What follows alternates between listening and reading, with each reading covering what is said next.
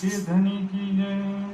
श्री चंदन पुष्प पवित्राजे सुगंध सर्वे माला वाला जी निछाजे। श्री पिया जी न पूजने नित कीजे। श्री राज श्यामा जी न पूजने नित कीजे। श्री सुंदर सा जी न पूजने नित कीजे। फेर मूल सुरक्षित में लीजिए।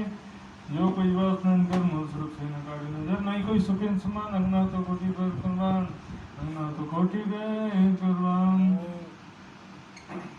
बोलो श्री प्राण प्यारे की जय।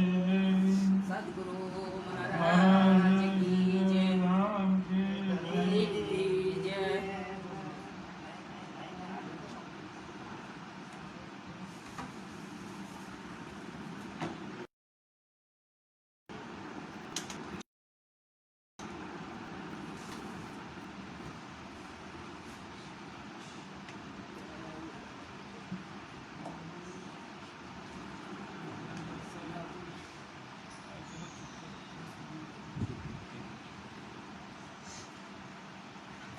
बोलो श्री प्राणनाथ प्यारे की जय। चर्चा प्रारंभ होत है सुनो साथ हित दे। भजो राज्य श्यामा श्री प्राणनाथ सखी जीवन हमारे। श्री महामति कहे साथ जी भया चर्चा का बखत। अब तुम सुनियो चित दे लाल आगे आए बैठे न तखत। लाल आगे आए बैठे न तखत। वंदो सतगुरु चरण को करो सप्रेम प्रणाम। अशुभ हरण मंगल करण धनी शिवेव चंद्र जी नाम। श्री प्राणनाथ निज मूल पति श्री मेघराज सुनाम। तेज कुंवरी श्यामा युगल को पल पल करो प्रणाम। पल पल करो प्रणाम। वाणी वहाना पसरी वह सरत उस दीन। इंतजार थे मोमिन पर सुन सके न एक सुकाना। पर सुन सके न एक सुकाना। यहाँ से फारक भये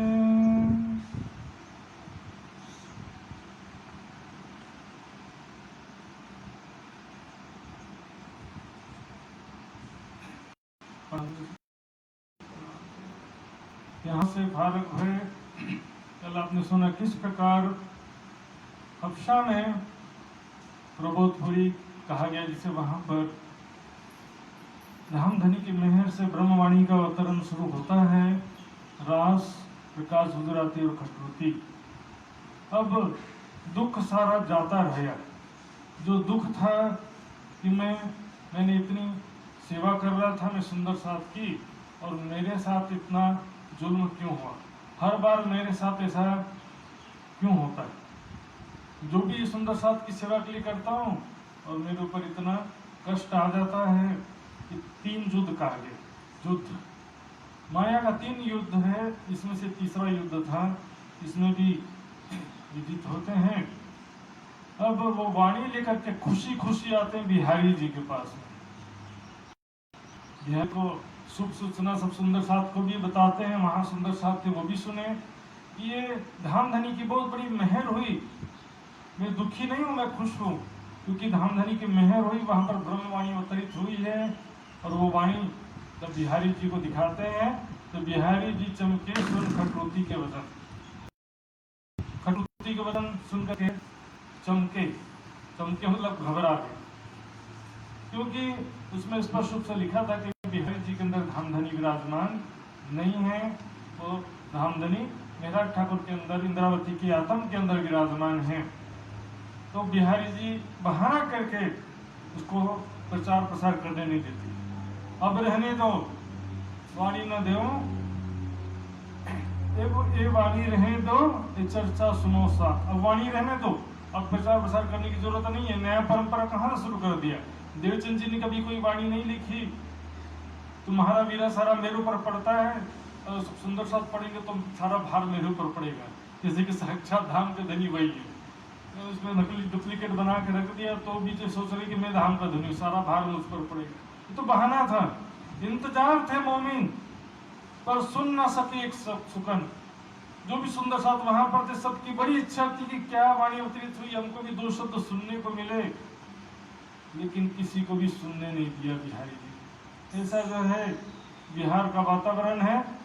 आज भी बहुत सारे लोग वाणी के विरोध में लगे हुए, वाणी में से छुपाई हटाओ, कुरान की छुपाई हटाओ, ये वाणी बड़ा पवित्र है, उसको रुमाल में लपेट के रखे रहो, खोलेंगे तो पाप लग जाएगा, घर में ले जाओगे तो पाप लग जाएगा। ये तरह तरह के हथकंडे हैं वाणी से दूर रखने के।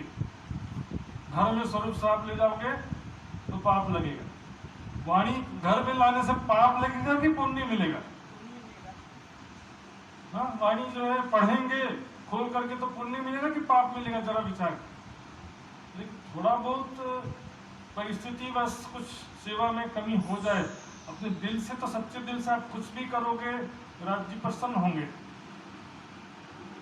वाणी बोले, वाणी तो पधराएंगे सार्वजनिक सभा में, वाणी पधराएंगे खोलेंगे तो पाप लगेगा। बोले एक बार मैं गया था सभा में, बोले वाणी पधराते तो था लेकिन लपेट रुमाल लपेटे हुए पधराते थे। मैंने खोलो, बोले नहीं खोलना, पाप लगेगा, यहाँ पर ये लोग हैं सब बैठे हुए हैं, वाणी खोलेंगे इसको सुनाएंगे तो पाप लगेगा कि पुण्य मिलेगा?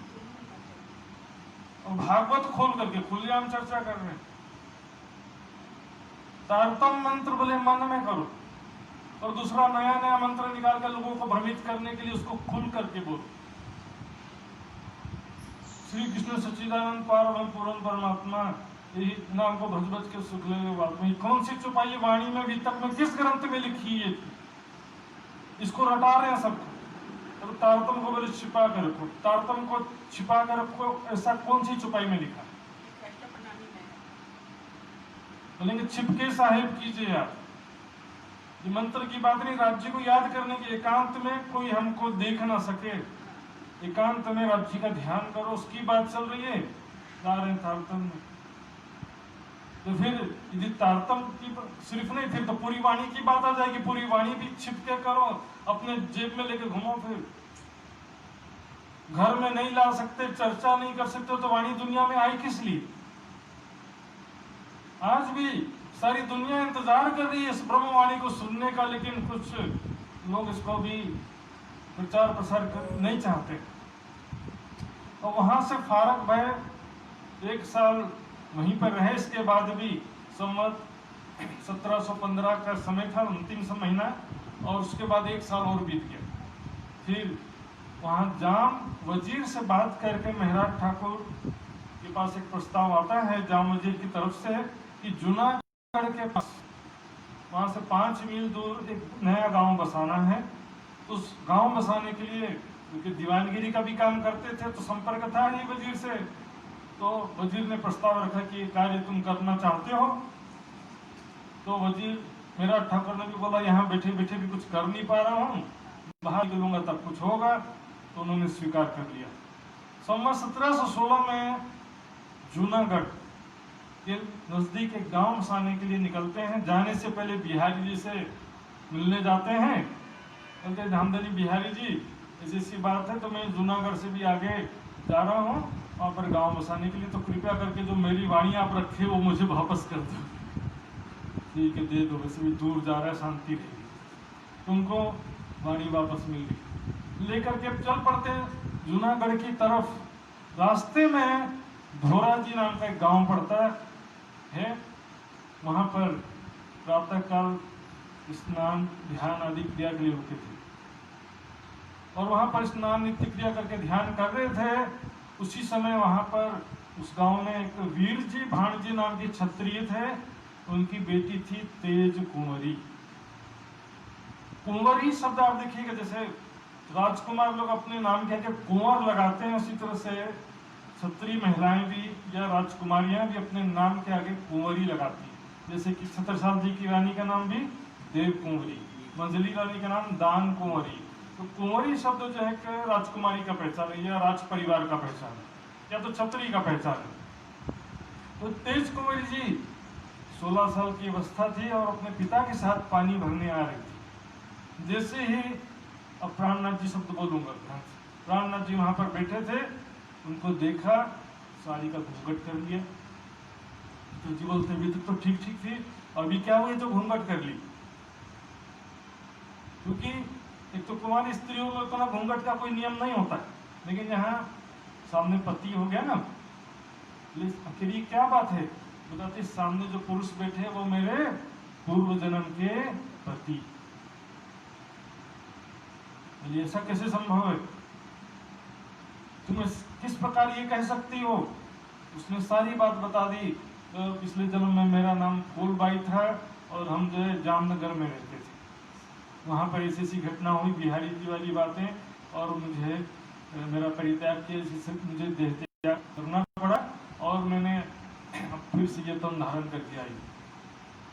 तो वो बात जाकर के प्राणनाथ जी से पूछते हैं, वीर जी भांजी, सारी बात सही निकलती है, उनके पिता का नाम, उनके कितने भाई हैं, क्या है, सारी बातें कहते हैं कि तो वीर जी भांजी निवेदन करते हैं कि देखो मेरी बेटी ऐसा ऐसा कह रही है, यदि आपको लगता है कि बात सही है तो आप कृपया उन्हें अपनी पत्नी के रूप में स्वीकार करें। तब प्राणनाथ जी उनके अंदर अमलावती की आत्मा देख करके स्वीकार करते हैं। कुछ लोग कहेंगे प्राणनाथ जी की 2 पत्नियां थी। पहली बात ये, प्राणनाथ जी ने महराज ठाकुर की पत्नी, प्राणनाथ जी की तो परम धाम में 12,000 है और 12,000 सखियां हैं परम धाम में, श्यामा जी मुख्य रूप से। तो यहाँ पर जो लोग जो क्या है कि अपना जो है अपना गुनाह ढांपने के लिए प्राणनाथ जी का सहारा लेते। ये प्राणनाथ जी भी तो गृहस्थी थे, अपना चेहरा देखो जाकर रहने। प्राणनाथ जी ने कभी अपनी प्रॉपर्टी इकट्ठा किया क्या, उनके कभी बच्चे थे, सारा जीवन शादी होने के बावजूद दोनों प्राणनाथ जी भी, भामती जी भी और तेज कुंवरी जी भी, जिन्हें बैजूराज जी कहते, दोनों का जीवन सन्यासी जैसा था, पूरा का पूरा जीवन। और हम जो अपना पूरा प्रॉपर्टी इकट्ठा करके रखे सारा, हाँ, बच्चे को इधर एक अमेरिका भेज दिया, इधर भेज दिया, सारे मोह ममता में फंसे हुए हैं, और तक प्राणनाथ जी भी गृहस्थी। विचार करने की बात है सुंदर साजी, किससे तुलना करना चाहिए ये भी शुद्ध नहीं है। ऐसे महान शख्सियत से तुलना करते हैं, उनका जो जीवन चरित्र का 10वां के 100वां हिस्सा भी, करोड़वां हिस्सा हमारे जीवन में नहीं आ पाता, फिर भी हम उनसे तुलना करते। अमलावती की आत्मा जान करके स्वीकार किया, कोई शादी करने की इच्छा नहीं थी कि पहली वाली मर गई तो दूसरी शादी कर लें। अमलावती की आत्मा जो बेचारी पिछले जन्म में एक नेक सेवा का कार्य करने की वजह से उनको देह त्याग करना पड़ा, वियोग हुआ, तो उनको जो है आत्मा को स्वीकार किया। अमलावती नाम की आत्मा थी जो फूलबाई के अंदर, वही तेज कुंवरी जी के अंदर आई। तो ये ठीक है, लौकिक नाता भी है और परमधाम का भी नाता है।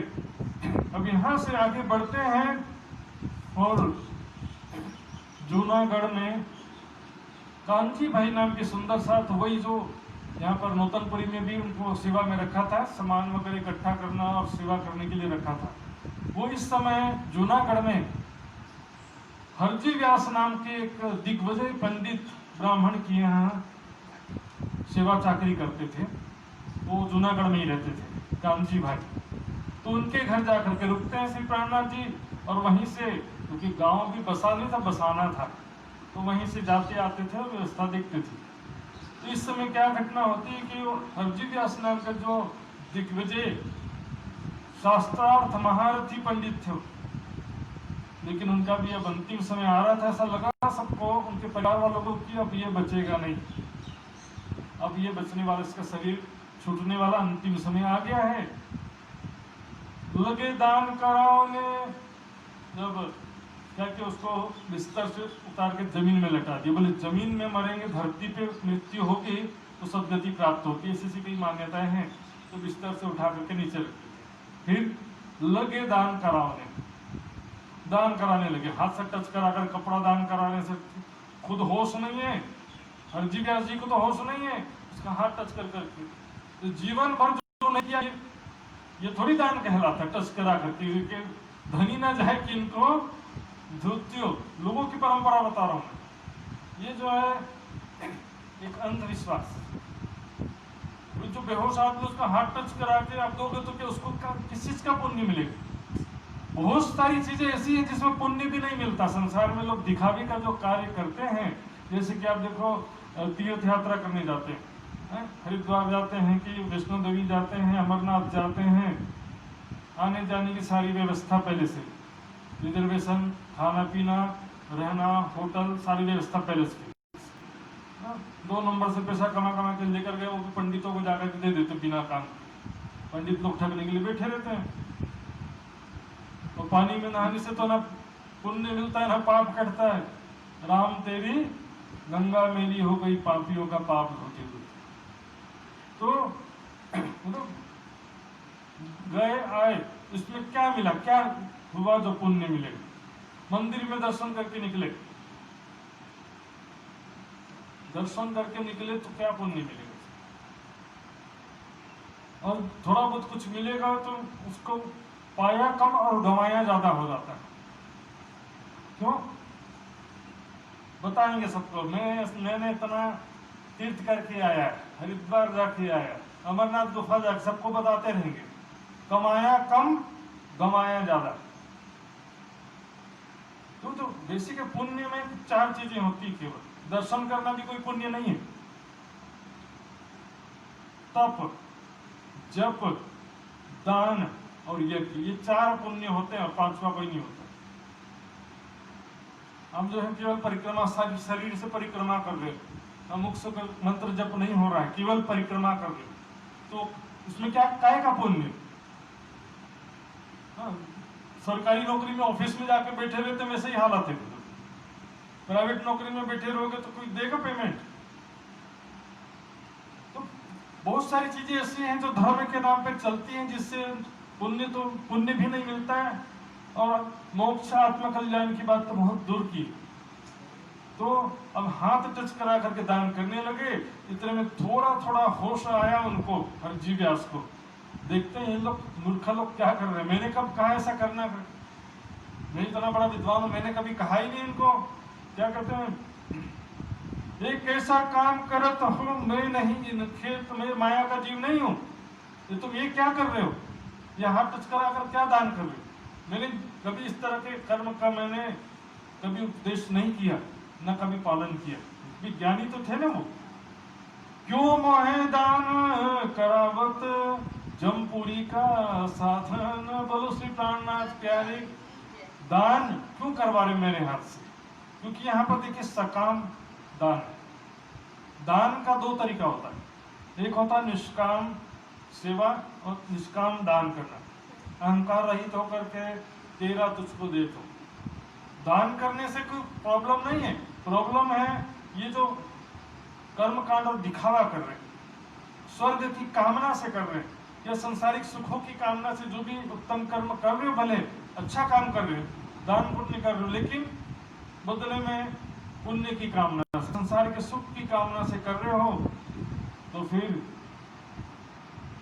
जमपुरी का साधन हिसाब देने जाना पड़ेगा।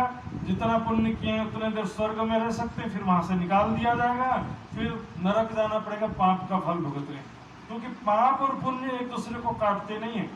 क्योंकि मैं सारा जीवन मैंने पाप किया है तो बदले में थोड़ा पुण्य कर लो, बुढ़ापा में तीर्थ कर लो, कथा रखवा दो, भागवत रखवा दो। क्योंकि अभी सारा जीवन एक तो पाप किया, उसके बाद पुण्य करने से पाप तो कटता नहीं है। वो भी मैंने बताया, पुण्य कम कमाया कम, गमाया ज्यादा होता है। भागवत कथा रखवा दिया, दिखावे की बात बस, तो उसमें मिलता कुछ नहीं। दिखावे में लाखों रुपए खर्चा कर देते सिर्फ दिखावे में। उससे जब भागवत कम से कम घर में खुद पढ़े तो कुछ हो भी सकता फायदा। भागवत भी इतना बेकार भी नहीं, उसमें कम से कम 14 लोगों का ज्ञान है, वैराग्य है, भक्ति भावना है उसमें। ब्रजरास लीला का तो वर्णन है कम से कम 7 दिन में परीक्षित भागवत कथा सुन करके वैकुंठ पहुंच गए थे। इतना तो शक्ति है कि वैकुंठ पहुंचा देती 7 दिन में। ये तो दुनिया वाले तो स्वर्ग नरक में भटक रहे हैं। पाप करके पुण्य करने से पाप नष्ट नहीं होता। इसका सबसे बड़ा दृष्टांत है युधिष्ठिर। 5 पांडवों में सबसे बड़े भाई थे युधिष्ठिर।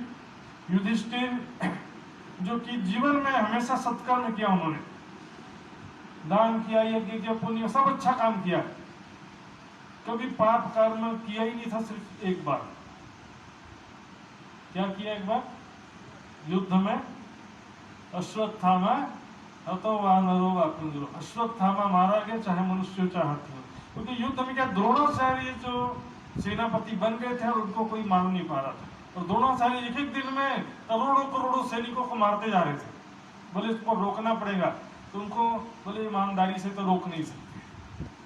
तो बाकी सब तो शातिर थे, और खुद कौरवों ने अभिमन्यु को धोखे से मार करके धोखे का दरवाजा खोल दिया, छूट दे दिया। तो सामने वाला एक बार धोखा करेगा तो हम 10 बार करेंगे धोखा। तो अब क्या हुआ कि भीम ने अश्वत्थामा नाम के हाथी को मार दिया, और सब मिल करके ढोल पीट करके खुशियां मनाने लगे। अश्वत्थामा मारा गया, अश्वत्थामा मारा गया। अश्वत्थामा द्रोणाचार्य के पुत्र का नाम है। द्रोणाचार्य शोक में डूब जाते, मेरे पुत्र को मार दिया इन लोगों ने। बोले लोग नहीं, बाकी सब लोग झूठ बोलते, किसी का भरोसा नहीं कर सकता मैं। युधिष्ठिर से पूछूंगा, युधिष्ठिर कहेगा तो मैं मान जाऊंगा कि तुम्हारी बात सही है। युधिष्ठिर से आके पूछते हैं क्या इनकी बात सही है, तो युधिष्ठिर कहता हाँ, अश्वत्थामा हतो, अश्वत्थामा मारा गया, चाहे मनुष्य हो चाहे हाथी हो। ये बोलते समय ढोल पीट गया सबने, ये शब्द तो सुनाई नहीं दिया उनको। तो द्रोणाचार्य शोक ग्रस्त होकर के वही रणभूमि में ध्यानस्थ होकर बैठ गए। इतने में एक दिन आकर के उनका सर काट दिया। तो अब देखिए, युधिष्ठिर ने वैसे झूठ भी नहीं बोला था, थोड़ा घुमावदार झूठ बोला था। अश्वत्थामा मारा गया, चाहे मनुष्य हो चाहे हाथी हो। आप तो बोलोगे कि मैंने झूठ कहाँ बोला, मैं तो बस थोड़ा सा घुमा करके बोला। ये भी झूठ के कैटेगरी में आता है। और युधिष्ठिर जितने भी इतना पुण्य किया, बाद में भी इतना पुण्य किया, यज्ञ किया, दान किया, तप किया, सब किया, एक छोटा सा पाप को इतने सारे पुण्य मिलकर नहीं काट सके। छोटे से पाप के कारण उनको थोड़ा देर नरक में रुकना पड़ा, उसके बाद स्वर्ग गए। और नरक में भी दृश्य देख करके बेहोश हो गए। इतना दुख देखा उन्होंने, नरक का दृश्य। श्रीमद् भागवत में ऐसा लिखा है कि वो बेहोश हो गए। राजा परीक्षित बोले नरक के 84 कुंड में से 28 कुंड का वर्णन किया, बेहोश हो गए, सुन नहीं सके। 56 रहिया बिन साम बढ़िया चौपाया थी, 56 नरक के कुंड का वर्णन ही नहीं कर सके, 28 में ही बेहोश हो गए, सुन नहीं सके। एक सुन नहीं सका, दूसरा देख नहीं सका, तो हम भोगेंगे कहां से, जरा विचार नहीं करता मनुष्य। पाप करके पुण्य करने से पाप नष्ट नहीं होता है। गीता में लिखा, ज्ञान अग्नि सर्व कर्माणि भस्मसात् कुरुते अर्जुन। आत्मा और परमात्मा का ज्ञान होने से सारे कर्म बंधन नष्ट हो जाते हैं। निज स्वरूप का ज्ञान होने से, दिव्य परम धाम का ज्ञान होने से शरीर की मैं खुद ही खत्म हो जाती है, और सारे पाप और पुण्य दोनों ही नष्ट हो जाते हैं। लोग क्या सोचते हैं कि पाप नष्ट हो जाए और पुण्य बना रहे। जो पाप किया है उसका फल ना मिले, जो पुण्य नहीं किया उसका फल मिल जाए। छोड़ना है तो दोनों को छोड़ना पड़ेगा। तो इस प्रकार अब यही बात कहते, क्यों मोहिदान करावत। सेवा करने से मतलब मना नहीं है, लेकिन यहाँ पर सकाम भावना से किया जा रहा है, इसलिए ऐसा कर रहे हैं। मैं नहीं इंद्र का, मेरा क्यों कल्पाओ मन, मैं इस संसार का नहीं हूँ। ये तो सब जमपुरी का साधन है, दान पुण्य स्वर्ग के लिए दान करना। दो ही बात की राज इनमें से लिए जात हूं मैं। और आगे क्या कहा हरजी व्यास ने कि 2 बात का दुख में लिए जा रहा हूं संसार से। संसार से मैं जाते जाते मेरे हृदय में 2 प्रकार का दुख रह गया। जाको मैं हाँ कही सो ना न कही किन्ने। ज्ञान के विषय में, जिस विषय में मैंने हाँ कह दिया, तो मेरी बात को कोई गलत सिद्ध नहीं कर सका, ना नहीं कर सका। और जिस बात को मैंने ना कर दिया, उसको कोई हाँ नहीं कर सका। इन्होंने जिसको गलत कह दिया उसको सही नहीं कर सका कोई, और जिसको मैंने सही कह दिया उसको गलत नहीं कर सका। आज भी इसे बड़े बड़े विद्वान लोग के बीच में से चलता है। मुख से कह दिया शब्द, हो सकता है गलती इंसान से होती है, लेकिन फिर क्या होता है, प्रेस्टीज इशू बन जाता है कि मेरे मुंह से गलत निकल गया, लेकिन मैं स्वीकार कर लूंगा तो बड़ी समस्या हो जाएगी। तो एक झूठ को छिपाने के लिए लगातार 100 झूठ बोलते रहते, ना, एक झूठ को छिपाने के लिए 100 झूठ बोलना पड़ता है। मेरी हाँ को उसने ना कर कैसे कर दिया, मेरी बात को उसने काट कैसे दिया। यदि आपकी बात गलत है, आज नहीं तो कल कोई ना कोई काटेगा, कोई ना कोई काटेगा। आपकी बात सही है तो निश्चिंत रहो, कोई नहीं काट सकता कभी भी। लेकिन आपकी बात गलत है तो फिर आज नहीं तो कल, मैं नहीं तो कोई और काटेगा उसमें। तो अपनी गलती को समझना, स्वीकार करना ही आज के समय बुद्धिमत्ता है। गलती स्वीकार करने से कोई छोटा नहीं होता है, बड़ा होता है। बल्कि जो गलती स्वीकार करने से विरोधी भी आपके दोस्त बन जाएगा, जो विरोध कर अब आपके साथ आ जाता है। ये 2 बात की दास रह गई मेरे मन में रह गई। और उस समय वहां पर कांजी भाई जो सुंदर साथ उनकी चाकरी करते थे ना, वो भी खड़े थे। बोले ये बात तो निश्चित रूप से कोई पार की आत्मा ही कर सकती है, ये माया के जीव ऐसी बात कभी कर सकते नहीं है। इसी तरह से ये जीवित बच जाए तो फिर इनकी इच्छा पूरी प्राणनाथ जी अवश्य कर देंगे। और वो वहां से तुरंत आता है, प्राणनाथ जी को सारी बात बताता है। प्राणनाथ जी कहते हैं कांजी भाई, अब तेरे ऊपर है सारा मुद्दा, अच्छे से सेवा करो उसकी।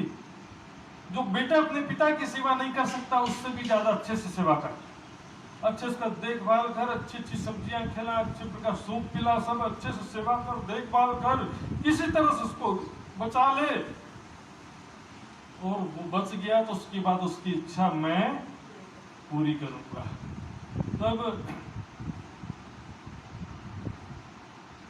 सेवा लगा कांजी करने, क्यों हो इन्हें पहचाना।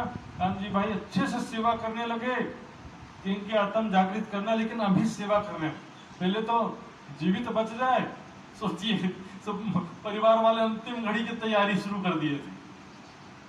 कांजी भाई ने से सेवा करके ताजी सब्जियां खेत से लाना और सेवा करके उनको पुनर्जीवित कर। ताजी सब्जियों में फ्रेश वेजिटेबल आज वैसा तो दुर्लभ हो गया है।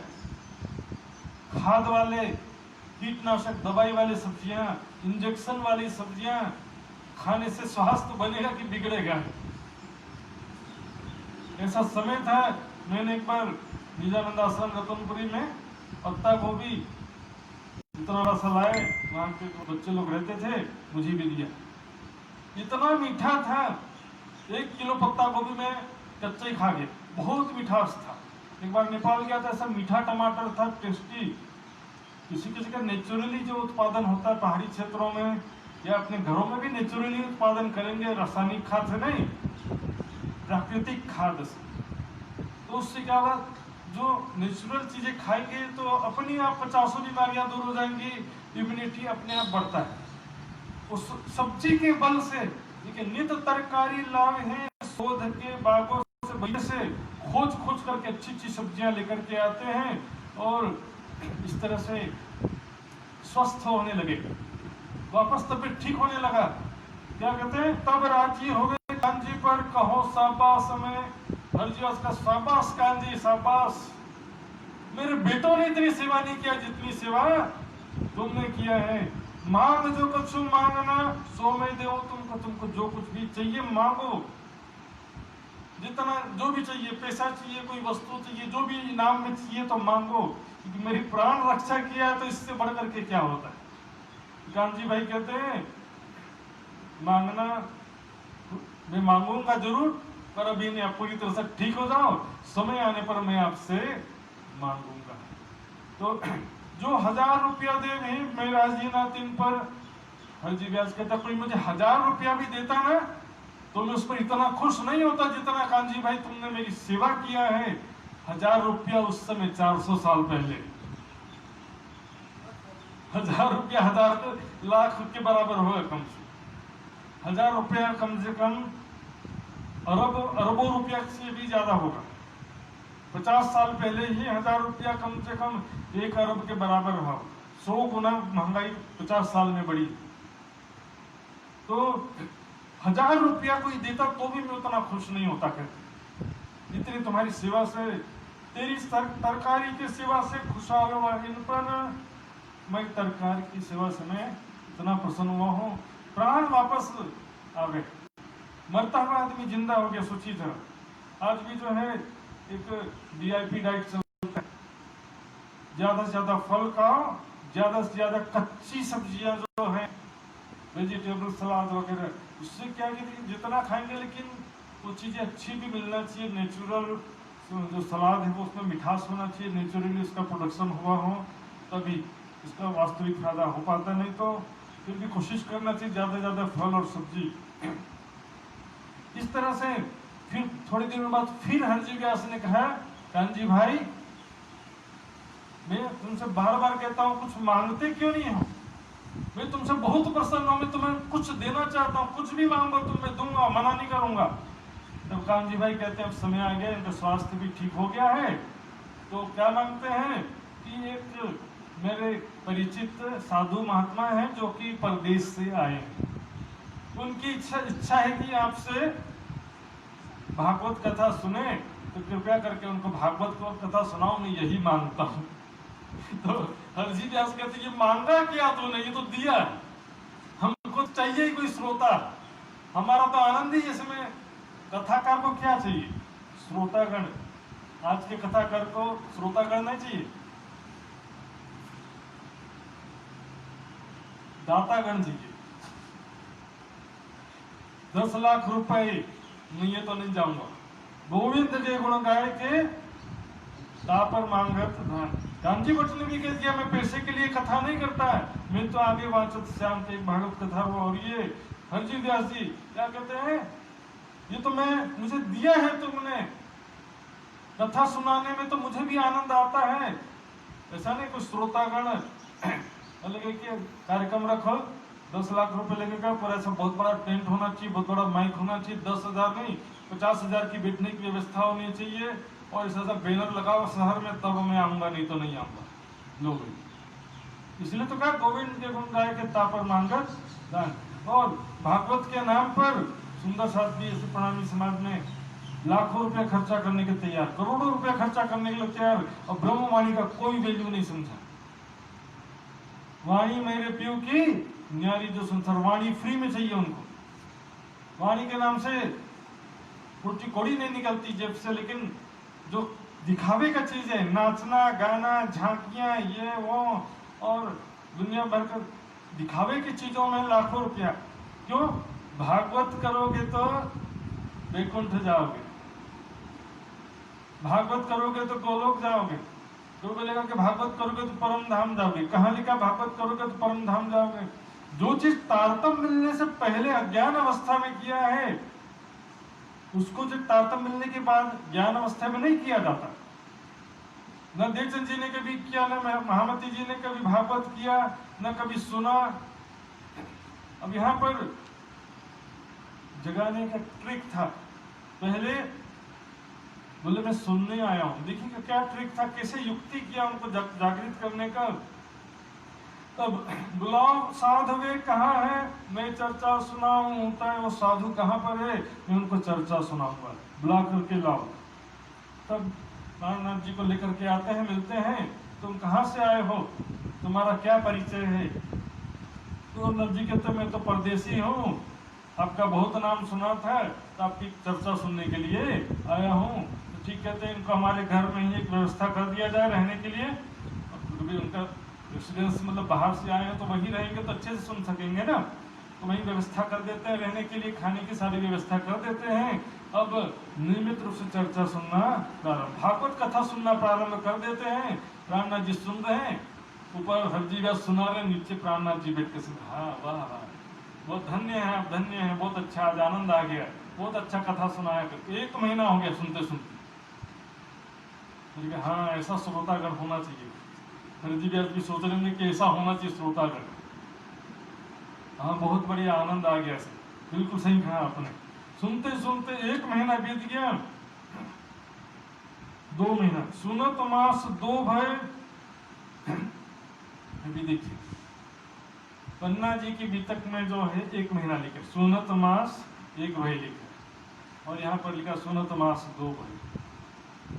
तो जो चलो कोई बात नहीं, 1 महीना हुआ हो चाहे 2 महीना हुआ हो, समय बीता कुछ। एक दिन हरजी व्यास श्रीमद् भागवत के 10वें स्कंद की चर्चा कर रहे थे, उसमें 89वां अध्याय, उसमें चर्चा कर रहे थे किस प्रकार श्री कृष्ण ने रथ में अर्जुन को बिठाकर पश्चिम दिशा में ले जाने लगे। रास्ते में तूफान आने लगा, फिर वहां से सुदर्शन चक्र की सहायता से आगे बढ़ने लगे, फिर बहुत बड़ा अंधकार आया, उसको पार करने के बाद में बहुत जगमगाता हुआ एक कोई दूसरी दुनिया में पहुंच गए ऐसा लगा। वहां पर एक बहुत सुंदर हीरे का महल था, वहां पर मणियों के हजारों लाखों थंब थे, और वहां पर उस महल में शेषनाग की शैया पर नारायण भगवान विराजमान थे। जिससे ये हीरे के महल का वर्णन किया, प्राणनाथ जी कहते हैं एक ठोर है किनकी सो मोहे कहो सुकन, ये स्थान किसका है वो मुझे उसका जानकारी दो, इसी की तो मैं तलाश कर रहा था। ऐसा हीरे का महल जो नूरमयी है, जो शाश्वत है, अखंड है, वो हीरे का महल कहाँ है? भागवत में तो आगे के श्लोक में लिखा शेष नारायण का, शेषशाही नारायण का, शेषनाग पर शयन करने वाले नारायण भगवान का महल ऐसा लिखा है। लेकिन क्योंकि हरजी व्यासन शास्त्रों के भी ज्ञाता थे, तो उन्होंने कहा एक ठोर अक्षर की लिखा शास्त्रों में, अन्य शास्त्रों में अनुसार ये अक्षर का ठिकाना सिद्ध होता है अक्षर ब्रह्म का। कहते हैं अच्छी बात है ये तो, लेकिन ये है कहाँ पर? ऊपर है कि नीचे है कि दाएं है कि बाएं, शरीर के अंदर है कि शरीर के बाहर, किधर है? ऊपर तले माहे बाहर के ब्रह्मांड तीत, या तो संसार से परे किधर है ये महल? अब संसार से परे का तो ज्ञान है ही नहीं, 14 लोक के पीछे का ज्ञान किसे? भागवत में लिखा ही नहीं है। वहां तो मोह सागर में आदि नारायण के संकल्प से सृष्टि रचना का प्रारंभ वहां से शुरू होता है, लेकिन उसके पीछे वो मोह सागर क्या था, कहां से आया, वो अंडा क्या है, वो कहां से आया, वो अंडा फूटा उसमें से आदि नारायण प्रकट हुए, तो वो कहां से आया? ब्रह्मा विष्णु महेश ना होता, मूल ना होती माया, कहे कबीर तब कोई बताओ जीव कहां से आया। तो जिद करने लगे, तब हमसो अंतर ना करो यह बताओ तुम। प्राणनाथ जी कहते हैं अब पीछे बढ़ते कि मुझसे कृपया करके इसका रहस्य मत छुपाओ, मुझे बताइए ये कौन सी जगह है, ये कहां पर है? 5 तत्व 3 गुण और मूल प्रकृति, इनको नाश तुम कहो। 5 तत्व 3 गुण और मूल प्रकृति, इस सब का तो आपने नाश कहा है, तो फिर ये ठोर अक्षर है कित? ठीक है, मूल प्रकृति भी क्या अक्षर की इच्छा का नाम, तो इच्छा जो है वो हमेशा नहीं रहती है ना, इसलिए उसको भी नाशवान कहा जाता है। तो हमसो अंतर न करो, मुझसे ये बात रहस्य मत छिपाओ। तब जवाब व्यासे दिया ये ठोर आदि नारायण, कंफ्यूजन, दुविधा, अभी क्या कहा था? अक्षर कहा था, और अब क्या कहने लगे? आदि नारायण। क्षीर सागर में रहते लिखे शास्त्रों में वचन। अब चूंकि देखिए भागवत में एक जगह मोह सागर में इंड, उसमें से आदि नारायण प्रकटने का वर्णन है, दूसरी जगह गर्भोदक समुद्र में शेषशाही नारायण, शेषनाग की शैया पर विराजमान आदि नारायण का वर्णन है। तो लोग दोनों को एक समझ लेते, शेषशाही नारायण और आदि नारायण को एक ही समझ लेते, मोह सागर और क्षीर सागर को एक ही समझ लेते। इस कारण यहाँ क्या लिखा है? उसमें शेषशाही नारायण करके लिखा भागवत में, लेकिन इसी को आदि नारायण भी कह देते हैं, क्योंकि उनको तारतम्य ज्ञान नहीं होने से शेषशाही नारायण को ही आदि नारायण समझते हैं। तो क्या कहते हैं? क्षीर सागर में रहते हैं, लिखी शास्त्रों में पहचान, क्षीर सागर में रहते हैं शेषशाही नारायण है। प्राणनाथ जी वही बात पहले भी जो कहा, ये तो 14 लोक में अंतर्गत आता है, क्षीर सागर तो पाताल में है, पाताल 14 लोकों के अंतर्गत आता है, और 14 लोकों का प्राकृत प्रलय में ही लय हो जाता है। महाप्रलय तो आगे की बात है, प्राकृत प्रलय में संपूर्ण प्रकृति मंडल का लय हो जाता है। ये महाप्रलय में नार है, उड़े त्रिगुण समेत ब्रह्मांड, त्रिगुण समेत संपूर्ण ब्रह्मांड, ब्रह्मा विष्णु महेश सहित सब लय हो जाता। ब्रह्मा विष्णु महेश भी नहीं रहते, त्रिगुणात्मक जगत ब्रह्मा विष्णु महेश आदि नारायण के संकल्प से हुए। आदि नारायण मोह सागर में लीन हो जाता है, मोह सागर भी जहां से उत्पन्न हुआ था सुमंगला शक्ति से, वो वहां पर लीन हो जाती है। इस प्रकार नींद खत्म, सपना खत्म, इसको कहते हैं महाप्रलय। फिर विनती करे हमसो ना करो अंतर, बार बार विनती करते कि हमसो अंतर मत करो, हमसे भेद मत करो, कृपा करके मुझे ये रहस्य स्पष्ट करो। तो व्यास झुक के कहिया मोहे कह तुम क्या, अब नम्र रहोगे, मतलब झुक कर मैं क्या बताऊं, इसमें तो लिखेंगे तो मैं क्या करूं, अभी तक तन के बोले तुम्हें बहुत बड़ा ज्ञानी हूं करके, अब थोड़ा ढीला पड़े, अब मैं क्या करूं, उसमें लिखेंगे शास्त्रों में ऐसा लिखा है तो क्या दूं उत्तर इनका, शास्त्रों में जब ऐसा लिखा है तो मैं कहां से बताऊं। कहिया कटुक वचन आचार्यों को कटु वचन अपने मुख से कहा कि व्यास जी ने और दूसरे शास्त्रों के रचनाकारों ने बात स्पष्ट लिखा ही नहीं तो मैं क्या बताऊं। अब व्यास जी ने भागवत लिख दिया और उसमें जो है ये बात क्लियर किया ही नहीं कि महाप्रलय में परमात्मा कहाँ रहेगा, क्षीर सागर तो पाताल में है, वो तो प्रलय हो जाता है, स्पष्ट रूप से लिखा है। तो परमात्मा कहाँ रहता है प्रलय के दरमियान, वो परमात्मा कौन है, उसका स्वरूप कैसा, वो कहाँ रहता है, ये बात स्पष्ट रूप से लिखा नहीं है तो मैं क्या करूं। कटुक वचन कहते हैं, आचार्यों को धिक्कार है, पता नहीं उन लोगों ने इस तरह से बातें लिखा, इसके कारण आज मुझे शर्मिंदगी उठाना पड़ रहा है। तो इसमें क्या करो, क्या निशा करो मोमिन, तो मैं कैसे इन जिज्ञासुओं का संशय दूर करूं। तब वहां पर कांजी भाई भी खड़े थे, अब फॉर्म में आ गए, कछु अक्षरातीत की पूछो बात। कांजी भाई कहते हैं हे प्राणनाथ जी कुछ अक्षरातीत की भी पूछ लो इनसे। प्राणनाथ जी कहते हैं आया जो श्री जी को दिया धक्का कर हाथ झटक देते हैं, जोश आ जाता है, क्यों क्या इनको पूछे, ये तो थका क्षर के साथ क्षर में ही थक गया, आदि नारायण क्षर पुरुष है उसी के विषय में थक गया, और इससे परे बेहद, उससे परे अक्षर, फिर अक्षरातीत, उसकी बात में क्या पूछो, ये तो थका अक्षर में सुध नहीं अक्षर, अक्षरातीत की तिनको ये क्या देवे उत्तर, अक्षरातीत की क्या जवाब देंगे, क्या उत्तर देंगे, ये तो क्षर में ही थक गए। जब रीस करके कहा श्री जी ने सुकन तो व्यास की सुध गई।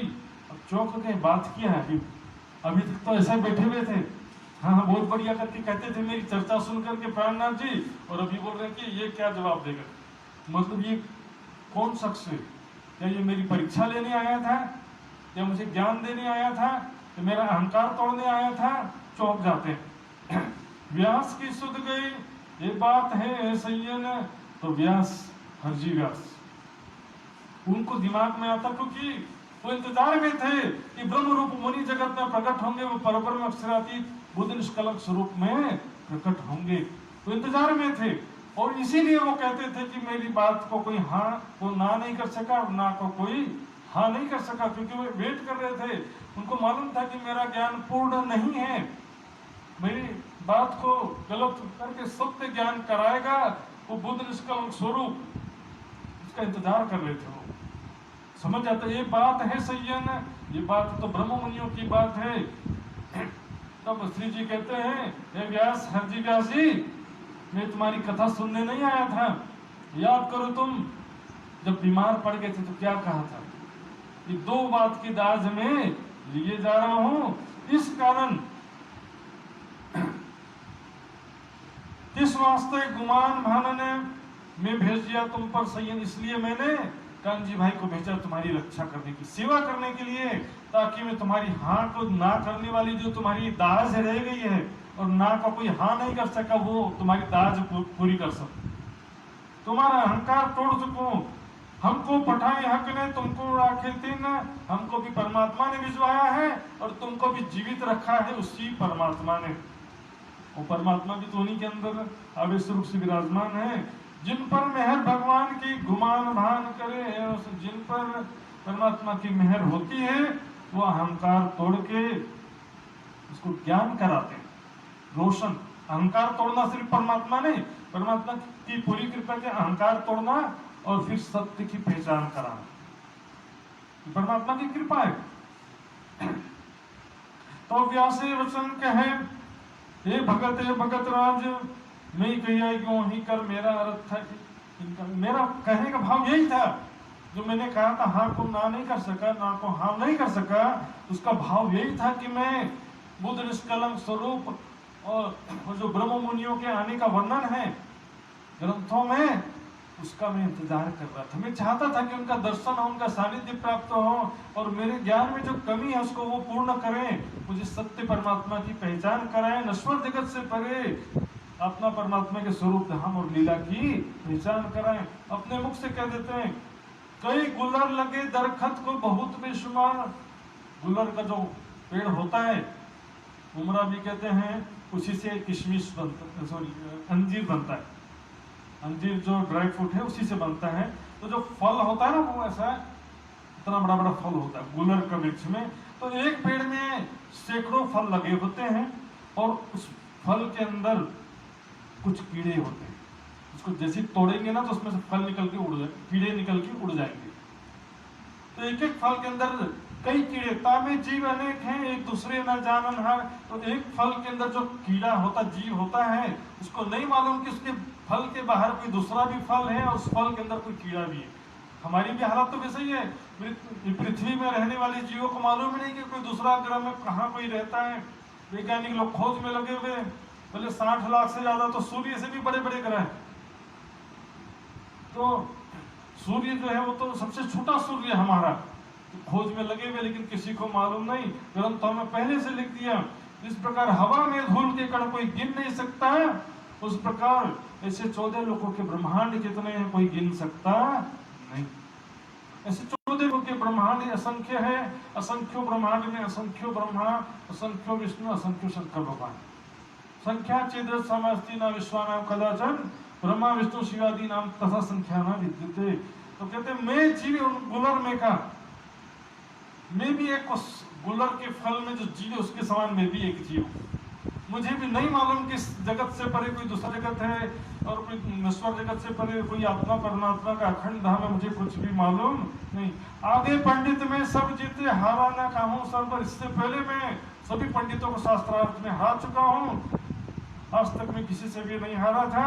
आज मैं आपके सामने सारा हथियार छोड़ दे, अपना अहंकार छोड़ के आपके चरणों में आता हूँ। कृपया करके मुझे सत्य ज्ञान प्रदान कीजिए, मुझे सत्य की पहचान कराइए। इस प्रकार जितना अनुकूल था उतना उन्होंने ज्ञान प्राप्त किया। इसी बीच इल्हाम अंदर से प्रेरणा होती राज्य की कि नौतनपुरी में सुंदर साथ खतरे में है। हुआ क्या था, कुतुब खां का प्रसंग बार बार आता है, क्योंकि औरंगजेब का जो सूबेदार था गुजरात में, अहमदाबाद में था कुतुब खां। वो बार बार मुहिम करता, 1715 में भी किया था, 1719 में भी करता है।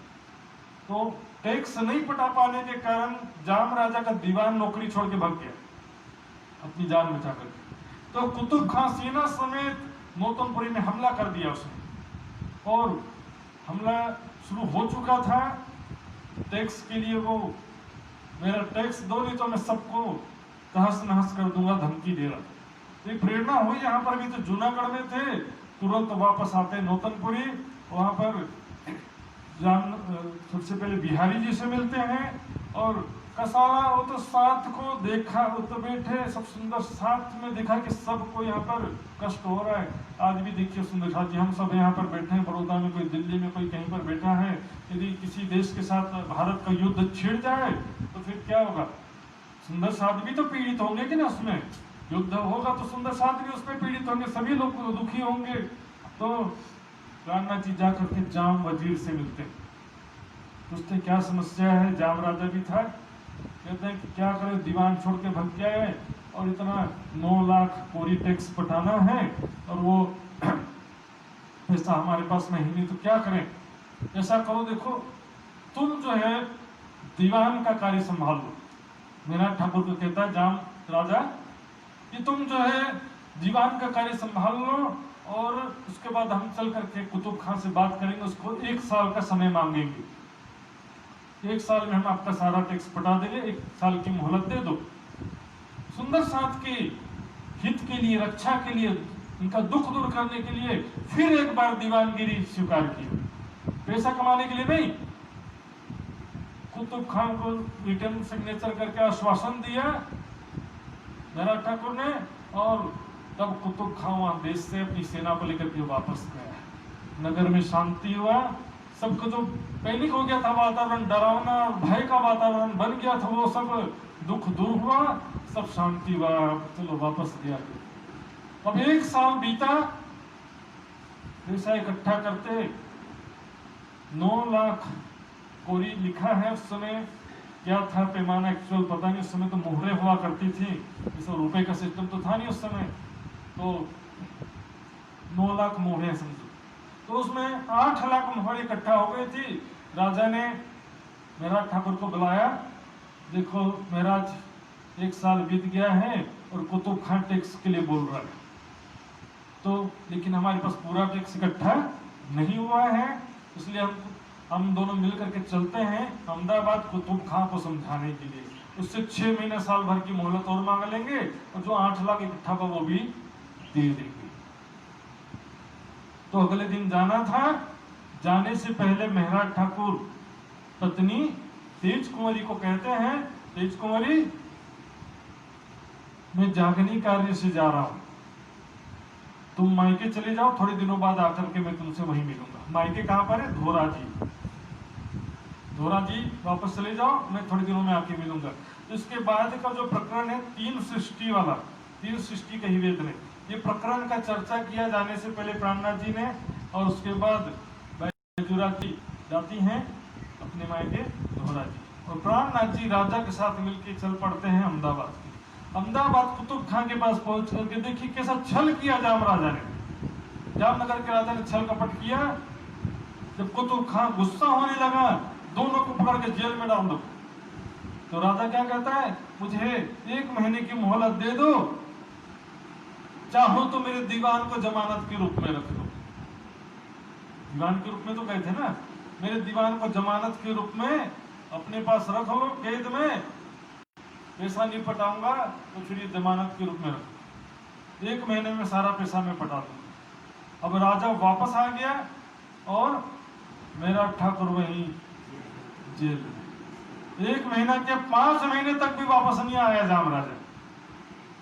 तब यहाँ पर संकट की घड़ी आ रही थी, फांसी की सजा सुनाई, ऐसा कहीं वर्णन नहीं आता है, पर वो सजा बाद में कभी हो भी सकता था। इस समय अब कांजी भाई फिर एक महान भूमिका निभाते हैं, लगातार 3री बार नाम आता है कांजी भाई। छोटी छोटी सेवा भी, लेकिन लगातार सेवा करते हुए आगे भी नाम आएगा। कांजी भाई की भी सेवा कम नहीं है सुंदर साथ जी। पहली बार वहां पर समान की सेवा में, दूसरी बार हरदास जी के वहां पर सेवा, और 3री बार यहाँ पर वो धोरा जी आते हैं बैजूराज जी के पास। कांजी भाई, ये बैजू रामनाथ जी कहां पर है? वो तो राजा के साथ हमें कुतुब खां के पास गए थे, उसके बाद जामनगर लौटे ही नहीं, तो मैंने समझा कहीं धोरा जी तो नहीं आए हैं। बैजूराज जी कहती हैं, क्या? वो तो मुझे कहते हैं जागनी कार्य के लिए जा रहा हूं, और आप कहते हो कि वो कुतुब खां के पास गए थे और वापस नहीं आए, मतलब जरूर किसी संकट में फंस गए। तुम तुरंत जाओ, पता करो। और बैजूराज जी ने अपनी साड़ी भी दिया, अपने जो साड़ी और ब्लाउज वगैरह सब वस्त्र होते हैं महिलाओं के, वो वस्त्र कांजी भाई ने उनसे लिया, और वो वहां से चलते हैं अहमदाबाद आते हैं। धोरा जी से चलकर अहमदाबाद आते हैं। सारी बात पता चलती है कि वो तो अभी नजर किल में है। तब वो साड़ी पहन करके कांजी भाई बोलते, मैं महराज ठाकुर की पत्नी हूँ। कांजी भाई महराज ठाकुर की पत्नी हूँ? बोले ठीक है, पत्नी है तो पत्नी को मिलने का तो अवसर दिया जाता है ना, कोई भी कैद हो, जेल हो, पत्नी अपने पति से मिल सकती है। तो वो पत्नी बन करके मिलने के लिए पहुंच गई जेल के अंदर। प्राणनाथ जी से कहते हैं, प्राणनाथ अब तुरंत ये पहन करके बाहर निकल जाओ, बाकी मैं संभाल लूंगा। प्राणनाथ जी कहते हैं, ना कांजी भाई, मैं तुम्हारी जान जोखिम में नहीं डाल सकता। कहते चिंता मत करो, धाम धनी की कृपा से मुझे कुछ भी नहीं होगा, तुरंत यहां से निकलिए, टाइम नहीं है। तब प्राणनाथ जी ने कुछ सोच करके, विचार करके वहां से इस तरह से साड़ी पहन करके निकले, वहां से सुरक्षित निकल गए। और वो कांजी भाई वहां पर थोड़े दिन जेल में ही रहे, गाड़ी वाड़ी थोड़ा सा बढ़ गया। और वो जब कुतुब खान ने कहा दीवान को लो, दरबार में उनकी सजा सुनाई जाएगी। जेल में से सैनिक दीवान को पकड़ के लाते हैं, देखता ये कौन है, कुतुब खान बोलता ये कौन है, तो जेल में तो यही था। दीवान कहाँ है, तुम कौन हो, कहां से आए हो? कौन दीवान? दीवान की चिंता छोड़ो कुतुब खान, मर रही है तो काय के लिए डरना है? कानजी भाई कहते हैं जोशीले स्वर में, कुतुब खान तुम दीवान की चिंता छोड़ो, अपनी चिंता करो। जो तुम बेकसूर जनता पर ये जो अत्याचार कर रहे हो, जजिया कर लगा देते हो, और जो भूखे गरीब को लूटते हो, मारते हो, हत्या करते हो, न्याय के दिन तुम्हारा क्या हालत होगा? परमात्मा के सामने तुम्हें अपने गुनाहों का एक एक गुनाह का हिसाब देना पड़ेगा। वहां पर तुम एक भी गुनाह को बच सकते नहीं हो, एक का 100 गुना हिसाब देना पड़ेगा तुमको। क्या लिखा है कुरान में? धर्म में जबरदस्ती नहीं है। जबरदस्ती, धर्म में जबरदस्ती करना, लोगों को जबरदस्ती तलवार के जोर पर जुल्म करना, दूसरे धर्मावलंबियों पर, गैर मुस्लिमों पर अत्याचार करना, ये कहां पर लिखा है? कुरान में तो लिखा नहीं है। कुरान हदीसों में लिखा है गैर मुस्लिमों से भी अच्छा व्यवहार करो ताकि वो तुम्हें अच्छा समझे। क्या कहा? हे मोहम्मद, मैंने तुम्हें दरोगा बना करके नहीं भिजवाया है। ये मैं अपनी तरफ से कह रहा हूँ, कांजी भाई ने नहीं कहा था, ये प्रसंग के अनुसार कुरान में लिखा है कि ये मोहम्मद, मैंने तुमको दरोगा बना करके नहीं भेजा है, तुम्हारा काम केवल संदेश पहुंचाना है, हिसाब लेना हमारा काम। और ये लोग खुद ही हिसाब लेने में लगे हुए हैं। उसको मारो, गुनाह किया उसने, ऐसा किया, उसका कत्ल कर दो। सजा देने का अधिकार खुदा का है कि तुम्हारा है? जब इस तरह से कांजी भाई की जोशीली बातें सुनकर तो खां सोचता है ये तो पता नहीं कोई खुदा का पहुंचा हुआ फकीर है, बैरागी है, दीवान तो है नहीं, वैसे भी इसको मार के क्या फायदा? फकीर है बेचारे, फकीर को मारूंगा तो मुझे गुनाह लगेगा। फकीर को बोलता तुरंत छोड़ दो इसको, और रास्ते में खाने के लिए इसको थोड़ा खर्चा के लिए पैसा, रात खाने के लिए सामान भी दे दो ताकि हमको दुआएं भी दे। इस प्रकार वो सुरक्षित निकल गए कांजी भाई की। बोलो श्री प्राणनाथ प्यारे की। अब कोई सोचेगा कि प्राणनाथ जी स्वयं निकल गए तो कांजी भाई का प्राण जोखिम में क्यों डाला? तो इसका एक दृष्टांत आता है, जैसे कृष्ण जन्म के समय वसुदेव जी कृष्ण को तो पहुंचा दिए, नंद बाबा के घर में सुरक्षित पहुंचा दिए, लेकिन यशोदा की जो पुत्री जन्म हुई थी उसको लेकर के कंस के यहाँ पहुंचा दिए। तो बोलेगा कि परमात्मा खुद सुरक्षित हो गया, उस बच्ची को क्यों डेंजर खतरे में डाला? लेकिन बच्ची को भी कुछ हुआ, ऐसे पटकने के ऊपर उठाया, ऊपर से उड़ गई। तो इसी प्रकार ये लीला है, परमात्मा की लीला है, उनको मालूम है कि इसको कुछ होने वाला नहीं है। इस प्रकार अब प्राणनाथ जी निकलकर सीधे दीव बंदर पहुंचते हैं, और कांजी भाई धुराजी जाते हैं पहले, और बैजूराज जी को लेकर के फिर दीव बंदर वो भी पहुंच जाते हैं। दीव बंदर नाम से प्रतीत होता समुद्री किनारा, बंदर शब्द से प्रतीक बंदरगाह। दीव जो समुद्री किनारा है, वहां पर दीव में एक सुंदर साथ थे पुराने, देवचंद जी के समय के सुंदर साथ रहते थे, जिनका नाम था जय राम भाई। और उनका काम क्या था? कंसारा का काम, बर्तन का काम। लोहार होता है ना, उसी तरह से बर्तन को जो है कांसे का बर्तन, और वो बर्तन बनाना, मरम्मत करना आदि कार्य उनका होता है। तो वहां पर जो है पूछते हैं, यहाँ से फिर गुजरात गए वजीर संग जाम, तहां से माया छोड़ के लिया मोमिनों का काम। इस तरह से ये माया को अब चौथा युद्ध कहा गया। तरण युद्ध की था हरी फरी पछे तो गत मत मारी हरी, ऐसा हालत हो गया। इसको चौथा युद्ध कहा जाता। माया को छोड़ करके, झमेला छोड़ करके, नौकरी दीवान ये सब झमेला छोड़ करके, तो इसको कहा कि माया को छोड़ के लिया सुंदर साथ का काम जो है, धनी का काम दिल में फिर से लेते हैं। जब जाम वजीर विदा दई देख कसाला दुख, वहां पर जितना कष्ट देखा और वहां से विदा हुए, वह हुक्म हक सुभान का, अब ए पावे सुख धाम धनी का हुक्म हुआ, अब इसको सुख मिलना चाहिए। इंद्रावती की आत्म को महामती जी को सुख मिलना चाहिए, आत्मिक सुख। माया में भी जो हमेशा ही थोड़ी कष्ट ही कष्ट मिलता रहे, तो वहां पर आते हैं दीप बंदर में जयराम भाई कंसारा के घर। लगा खेम कुशल पूछने, कहाँ से पधारे श्री महाराज। वो तो पुराने दोस्त थे, देवचंद जी के समय के साथी थे। बोले अरे महाराज कैसे आना हुआ, बहुत खुशी हुआ आपसे मिलकर। लोग बोलता है कैसे आना हुआ, महाराज बोल रहे, पहचान नहीं है कि वो महाराज नहीं रहे, अब वो प्राणनाथ हो गए, अंदर साक्षात धामधनी विराजमान हो गए हैं। तो कामनाथ जी क्या कहते हैं, मैं अपने काम से नहीं आया हूं, हम आए तुम्हारे काज में, तुम्हारे काम से आया हूं, मैं अपने काम से नहीं आया हूं, हमको भेजा हक ने, हुक्म दिया श्रीराज, हमको धामधनी ने भेजा है, धामधनी ने हुक्म दिया है।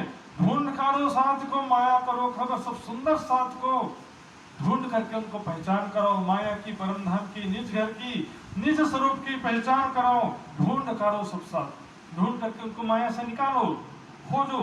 इसलिए मैं यहाँ पर आया हूँ, याद करो निज धाम को, चलो राह इस्लाम पर, याद करो निज धाम, निज घर को याद करो और सच्चे निजानंद संप्रदाय के मार्ग पर चलो। कौन साथ तुम गाड़िए, किनको राह बताई, ठीक है, तुम आज के सुंदर साथ हो, 25 साल से सुंदर साथ हो।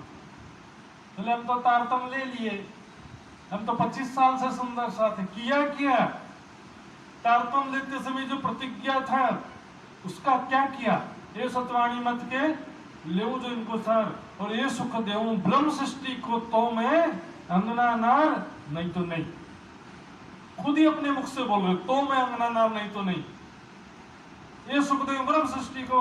तो तुम ही तारतम ज्ञान प्राप्त किए इतने साल हो गए, कौन साथ तुम काढ़िया, किसको बताई रहा, किसको तुमने जागृत किया, किसको परमात्मा की पहचान कराई, निज स्वरूप की, परम धाम की पहचान किसे कराई, तुम साथी श्री देवचंद जी को। तुम कौन हो, आज के सुंदर साथ नहीं हो, देवचंद जी के समय के सुंदर साथ हो, उस समय से जागृत हो। नूर रोशनी ना दिल में ले आई, तारतम ज्ञान की रोशनी अपने हृदय में क्यों नहीं धारण किया, क्यों तुम विचार नहीं किए, वापस माया में मग्न हो गए। अब तो पता नहीं परम धाम है भी कि नहीं, और परम धाम जाना भी है कि नहीं, वापस माया में मग्न हो गए। तुमको ऐसा ना चाहिए, कर बैठो इतनी अंधेर, इतना अंधेर करके, अपने हृदय में अज्ञानता का अंधेरा करके तुम बैठे रहो, तुमको ऐसा नहीं चाहिए। श्री धामधनी को देख के तुमको शर्म न आई, फिर तुमको जरा भी शर्म नहीं आई, धामधनी के आगे मैं क्या चेहरा दिखाऊंगी, क्या मुख दिखाऊंगी, मैं धामधनी को भूल करके सुंदर साथ की सेवा और जागरण कार्य को छोड़ करे पैसा में लगे, मैं और मेरा परिवार बस उसी की चिंता में लगे।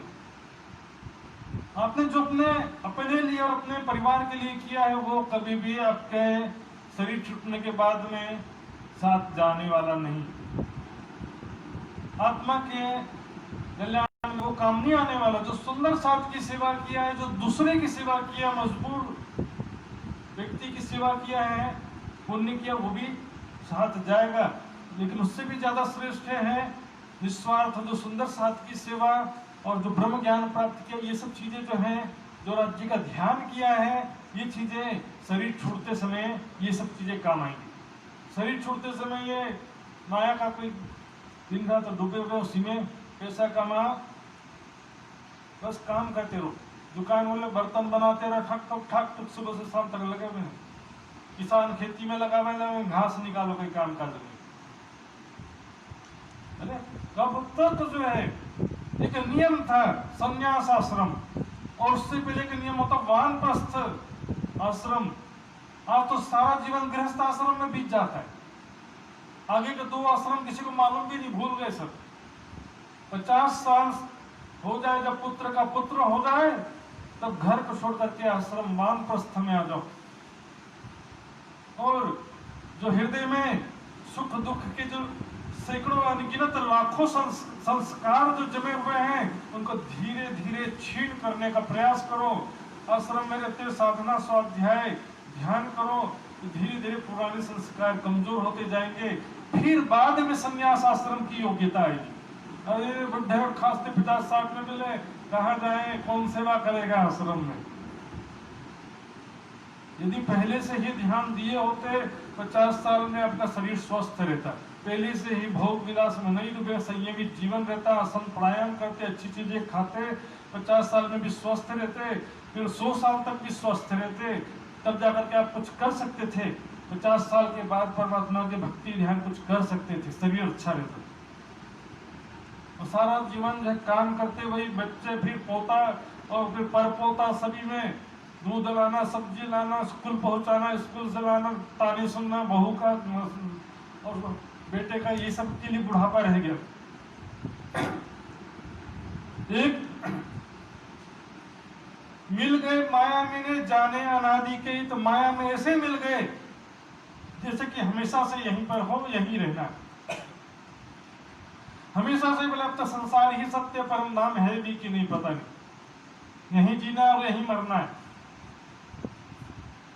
हम कब हो ना जाएंगे श्री धाम लीला मोतित, ऐसा शंका हो जाता, भ्रम हो जाता दिमाग में। जब हम लंबे समय तक कोई सत्संग में शामिल नहीं होते हैं, लंबे समय तक वाणी नहीं पढ़ते हैं, लंबे समय तक ध्यान नहीं करते, तो हमारा विश्वास डगमगा जाता, भ्रम हो जाता हृदय में, पता नहीं परम धाम है भी कि नहीं है, हम परम धाम से आए भी हैं कि नहीं, सब काल्पनिक बातें हैं, संसार ही सच है।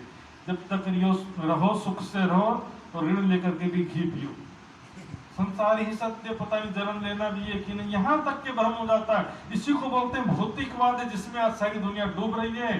खाओ पियो कुछ भी खाओ, स्वाद के चक्कर में ऐसी जंक फूड और फास्ट फूड सब तो ठीक, उसके आगे बढ़ते हुए नशीले पदार्थों की भी चरम सीमा लांघ दिए। तो ये जो है इसका परिणाम कोई विचार नहीं करता।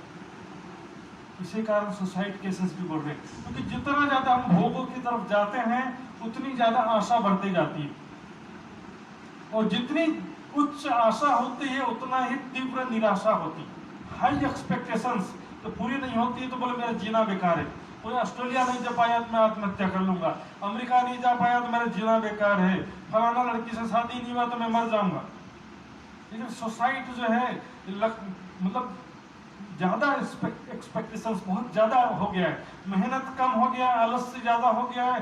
तो मेरा बाप करोड़पति होता तो मैं इतना सुखी हो जाता है। मतलब ये जो चीजें हैं आजकल का टेंडेंसी से खराब वातावरण हो गया। तो जितना भौतिकवाद में जाएंगे उतना ये सब भ्रम माया का जोर हृदय में बढ़ता जाएगा। कब लोग कांसा कूटेगा, कब लोग हथौड़ा एहन, कब तक कांसा कूटेगा, कब तक हथौड़ा चलाएगा, कब लोग घर में बैठेगा, इस सिर पर कयामत रोशन, कब तक घर में बैठेगा। सिर पे देखो बाल सफेद हो गए, आजकल तो जवानी में भी सफेद हो जाते हैं, लेकिन वो दूसरा कारण है। लेकिन जो बुढ़ापे के जो सफेद बाल एक संकेत है, दांत टूटने लगे, आंखें कमजोर होने लगे, कान से कम सुनाई देने लगा, शरीर सीधा ऐसे हो जाएगा। ये सब अंतिम समय का संकेत है। मृत्यु का समय नजदीक आ गया है तो तुम लगे हुए हथौड़ा कोटने में। अंतिम समय का विचार तो करो, तुम क्या करोगे, कैसे करोगे।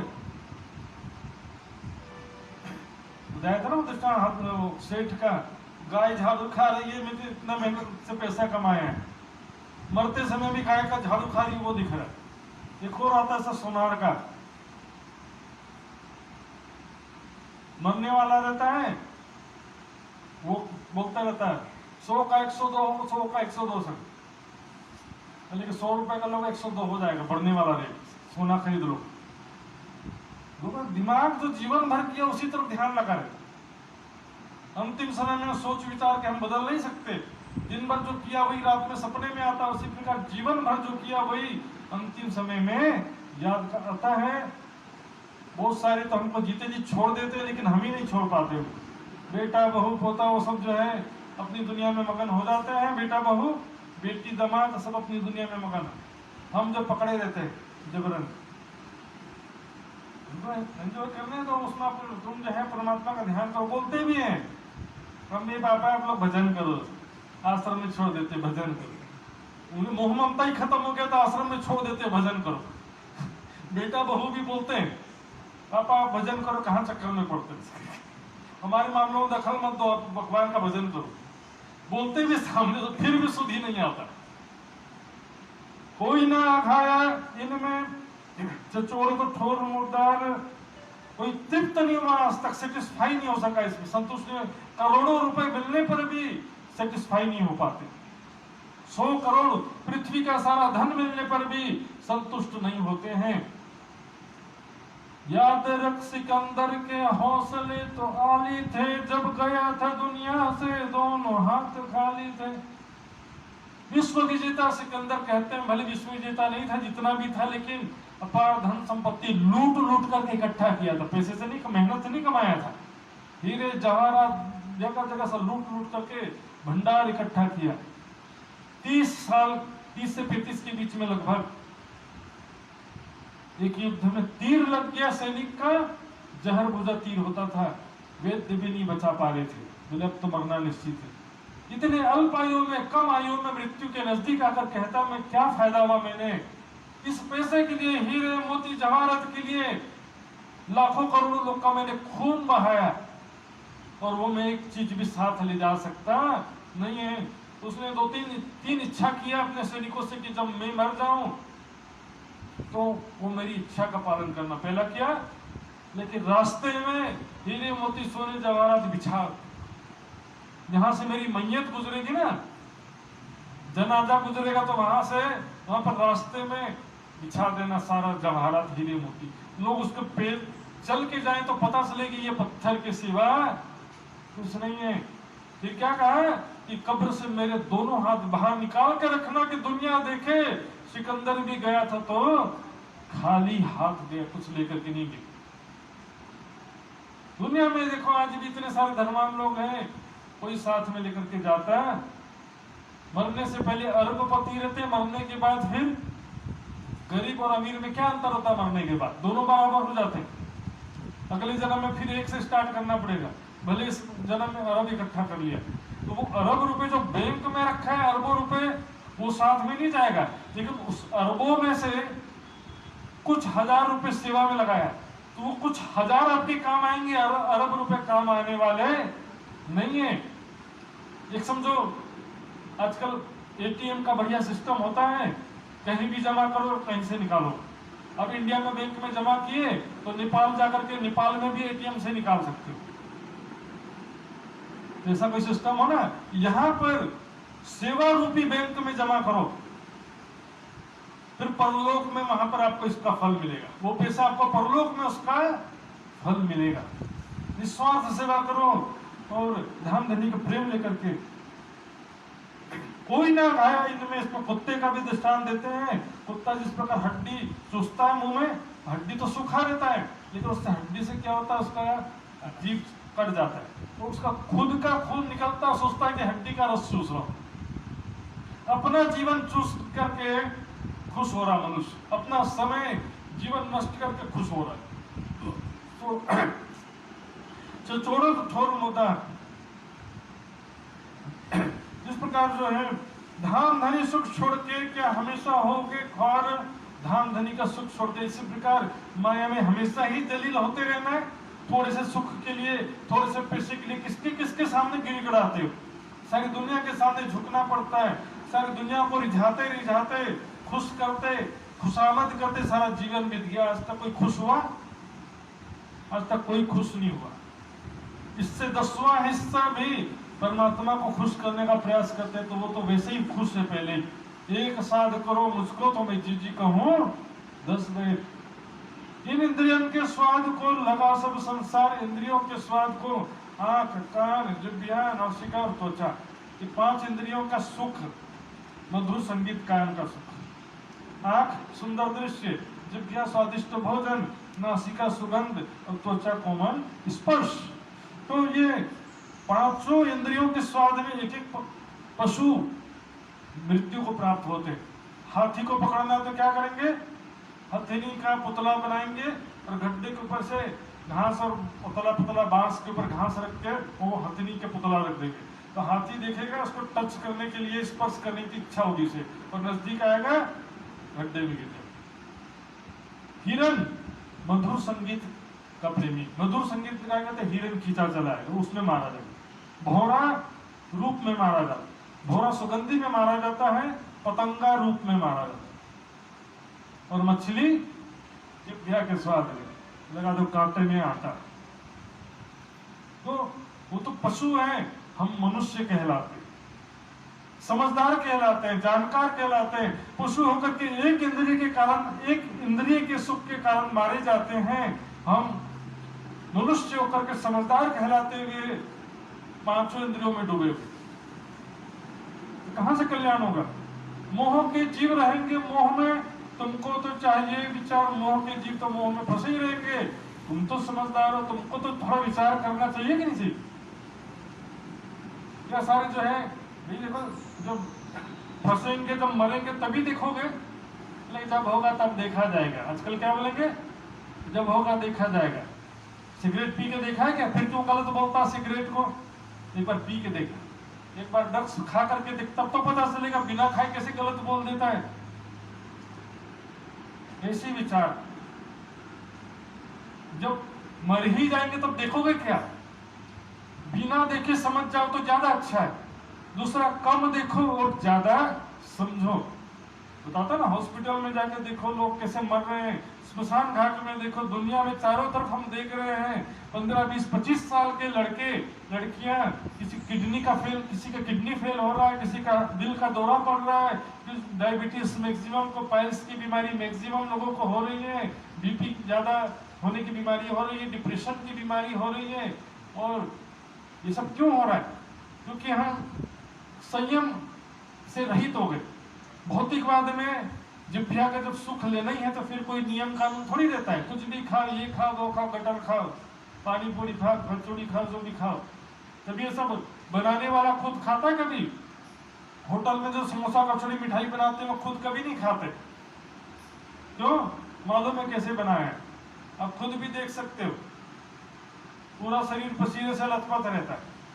और जो सब आलू है पुराना, सब सामान पुराना, तेल खराब, सब्जी का आलू खराब, सब खराब खराब चीजें मिलके, ऐसी चीजें जहर से भी ज्यादा बदतर है। जहर खा लो वो ज्यादा अच्छा। तुमसे माया जीव से इतना ना फर्क है, माया के जीव और तुम्हारे आत्मा कहलाती हो तुम, इतना भी अंतर नहीं हो सकता। तुम भी उनके जैसे माया के कमाना, खाना, सोना, तो पशु भी करते हैं, खाना, सोना और बच्चे पैदा करना, ये तो जानवर भी करते हैं। ये वचन सुन के रोइयां भूल मानी अपनी, सब सुन करके, खंडनी के वचन सुन सुन करके जयराम भाई रो देते हैं।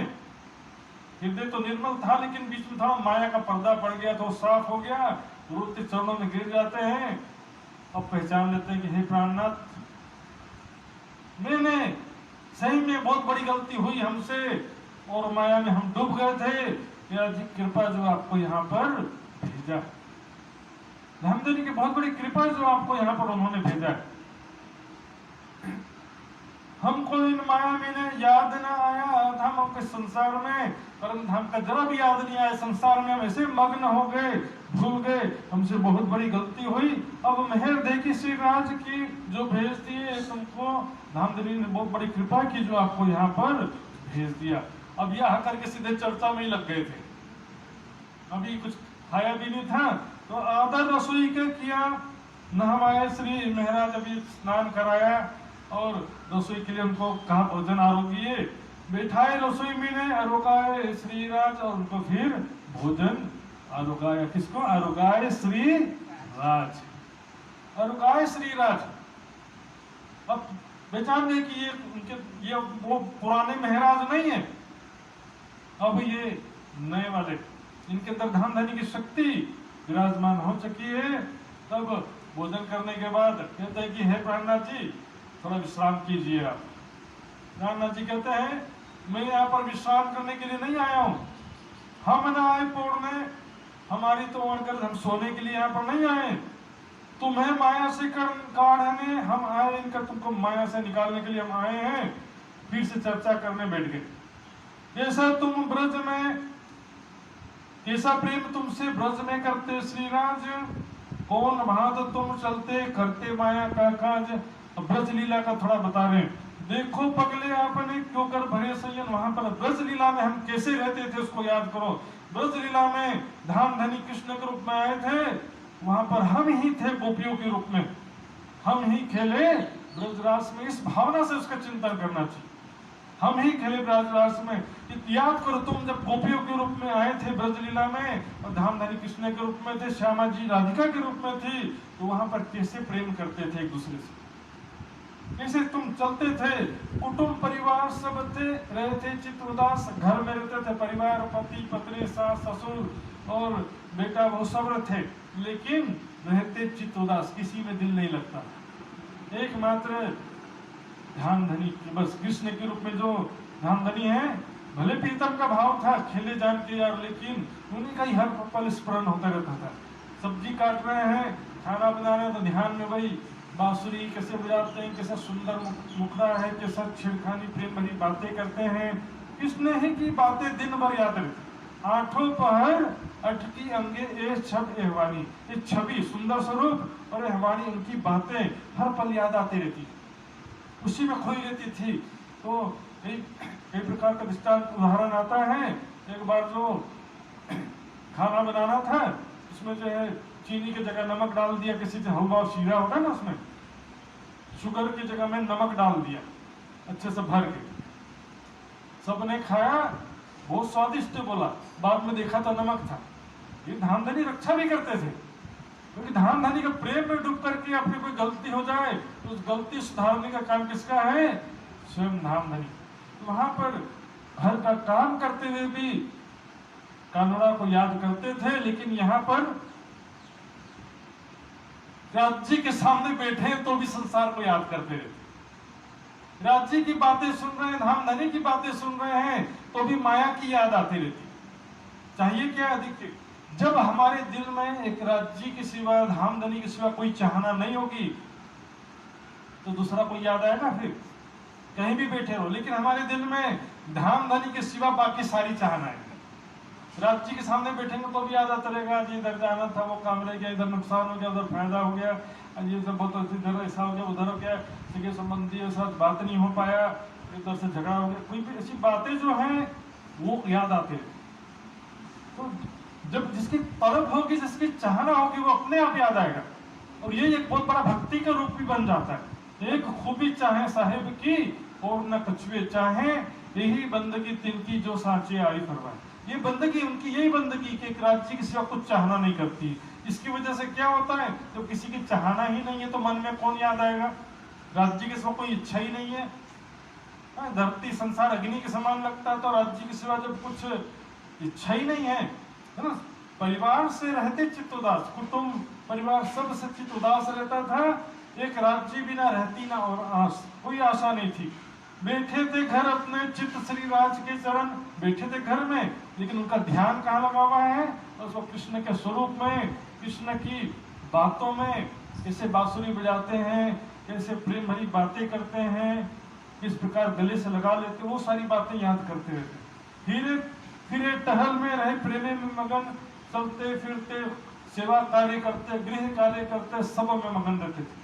तो बोलेगा कि उस समय तो पता नहीं काम रहता नहीं होगा, यहाँ पर तो हमको बहुत सारा काम रहता है। आज इतनी सुविधा हो गई है, नल चालू करो पानी हाजिर, बटन दबाओ बिजली हाजिर, वहां पर पानी भरने के लिए जमुना नदी जाना पड़े, सब्जी तोड़ने के लिए बगीचे जाना पड़े, सब्जी लेकर के आओ ताजी ताजी, और परिवार भी बड़े बड़े होते थे। आज के जैसे हम दो, हमारे एक नहीं, हम वहां पर बहुत बड़ा बड़ा परिवार होता था सबका, और उसमें सब जॉइंट फैमिली रहते थे, तो सबका इतना सारा कार्य करते थे, तो खाली नहीं बैठे रहते थे। कोई ना लगता तुमको इन माया का नेम, माया का कोई भी नियम रीति रिवाज परंपरा कोई तुमको फर्क नहीं पड़ता। कुछ कर रहे हैं, वो कुछ कर रहे हैं, तुम्हारा ध्यान जो है धामधनी के चरणों में लगा रहता था। फिर आए जब रास में, किया गोपदवच्छ संसार, और जब रास लीला में गए, ये देखिए लोग चिंतन करते हैं, रास लीला का भजन गाते, वो नहीं करना है, उसमें से लेना क्या यहाँ पर वो बता रहे। चहन चरित्र चातुरी ब्रजरास की नहीं। ब्रजरास में से सहन यानी चरित्र, वहाँ के जो रहनी आचरण है, वहाँ पर घर में रहते हुए राज्य को याद करते थे। यहाँ पर भी अब घर में रहते हुए राज्य को याद करना है। वहाँ पर ज्ञान नहीं था, तो इसलिए वहाँ जो सामने प्रत्यक्ष रूप था कृष्ण का, प्रकट लीला थी, उसको याद करते थे। अब यहाँ पर आत्मिक लीला, मूल स्वरूप निधान को याद करना, आत्मा के मूल स्वरूप को, धाम धनी के जो मूल मिलावे के मूल स्वरूप राजश्यामा जी हैं, वहां पर जो प्रेम और आनंदमयी लीलाएं हैं उसको याद करना। सुरता के रखिए मूल मिलावा में है। मूल मिलावा में सुरता के रखने का मतलब ये नहीं कि बस मूल मिलावा में रखना, बाकी 24 पक्ष में नहीं रखना, ऐसा भी कई लोग अर्थ निकाल देते। मतलब मूल मिलावे में हम बैठे हैं, वहां से बैठे बैठे सपने के समान संसार को देख रहे। यदि बाकी 24 पक्ष का ध्यान नहीं करना है तो फिर वर्णन का के लिए क्या वाणी में, लेकिन क्या जहां का वर्णन करते हैं वहां का ध्यान करने कहते हैं। होज को सर का वर्णन करेंगे तो होज को सर का ध्यान भी करो बोले। अब कहो मैं ताल की अंदर आए सको सो आयो, जो होवे रू अरस की फिर ऐसा ना पावे गाओ। जो भी परम धाम की आत्मा ऐसा मौका फिर नहीं मिलेगा। यहाँ पर भोज को सर का कह रहे कि नहीं कह रहे, तो जहां पर जिसका वर्णन होता वहां का कहते हैं।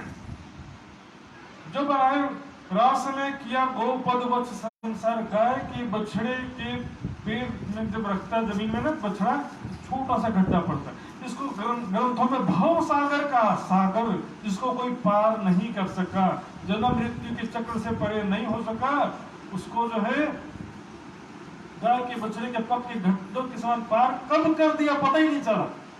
भव सागर को पार करके नित्य वृंदावन रास में पहुंच गए। योग माया के नित्य वृंदावन, ग्रंथों में कहा नित्य वृंदावन ब्रह्मांडे परिसंस्थितम, वो परे है संसार से, लेकिन परम धाम ऐसा भी नहीं है। हे स्वरूप हे वृंदावन हे जमुना तट सार, घर थी तीत ब्रह्मांड थी अलगो, ये तारतम्य की निर्धार। परम धाम से भी अलग है, यहाँ से भी बीच में योग माया के ब्रह्मांड में है। इस तरह से भाई क्यों आज्ञा धाम चलने, क्यों रहे मनोरथ मन, वहां पर विरह विलास दिखाया और उसके बाद परम धाम चलने की आज्ञा हुई। फिर तुम्हारी इच्छा पूरी नहीं हुई तो फिर तीसरा ये ब्रह्मांड रचा। इन चर्चा के रस में देखा ना जाते दिन, इस तरह से चर्चा, इस तरह से आनंद में डूबे रहते थे, चर्चा सुनते रहते थे, पता ही नहीं चला कि कितना दिन बीत गया। चर्चा सुनते सुनते ऐसा लग रहा था कि अभी तो शुरू हुई थी, अब देखो 9वां दिन चल रहा है, लगता है कि 9 दिन हो गया। फिर चर्चा करने लगे, भलो जो पायो सुख, इस प्रकार नित्य प्रति चर्चा करने लगते थे। अब यहाँ पर हर जगह जैसा होता है, यहाँ पर भी दज्जाल तो आता ही है। धक्का दिया बड़ा साथ को, पर जाको डकियो ना ईमान। सुंदर साथ को धक्का तो देगा दज्जाल, कुछ ना कुछ परेशान करेगा, परीक्षा होगी, लेकिन जिसका डकियो ना ईमान, जिसका ईमान डगमगाया नहीं, जिसके हृदय से धाम धनी का प्रेम और विश्वास दूर नहीं होता है, नहीं घबराना चाहिए कभी भी, कितनी भी मुसीबत है, विश्वास, राज्य जो करेंगे अच्छा करेंगे पहला चीज। और दिव्य परम धाम मेरा निज घर है, वहां से बैठे बैठे मैं सपने के समान संसार रूपी खेल को देख रही हूँ। खेल समाप्त होगा तो वापस परम धाम जाऊंगी, दृढ़ विश्वास। और यहाँ पर भी फिर घबरा करके सर मेरे प्राणनाथ जी राज्य तो पता नहीं है कि नहीं, इधर तो निजानंद संप्रदाय में आए हैं तब से दुख आ रहा है, तो छोड़ के चले जाओ। ये जो है सुंदर साथ के लक्षण नहीं है। दुख किस धर्म में नहीं है वो बता दो, मैं आ जाता हूं, चलो। बीमारी किस धर्म में नहीं है, बुढ़ापा किस धर्म में नहीं है, दुर्घटना किस धर्म में नहीं है, मृत्यु किस धर्म में नहीं है। ये सब बातें बोले कि वहां जाने से बीमार नहीं पड़ेंगे। बीमार जो है, तुम जहर खाओगे तो बीमार पड़ोगे, कहीं भी जाओ, कोई बचा सकता है नहीं है। जाको डक्यो ना ईमान, सोई खास गिरो मोमिन, जाको हफ्के दई पूरी। विचार वही जो है दिव्य परम धाम की आत्मा है, जिसको धाम धनी ने पूर्ण पहचान दी है, वो कभी भी विश्वास से दिखता नहीं है।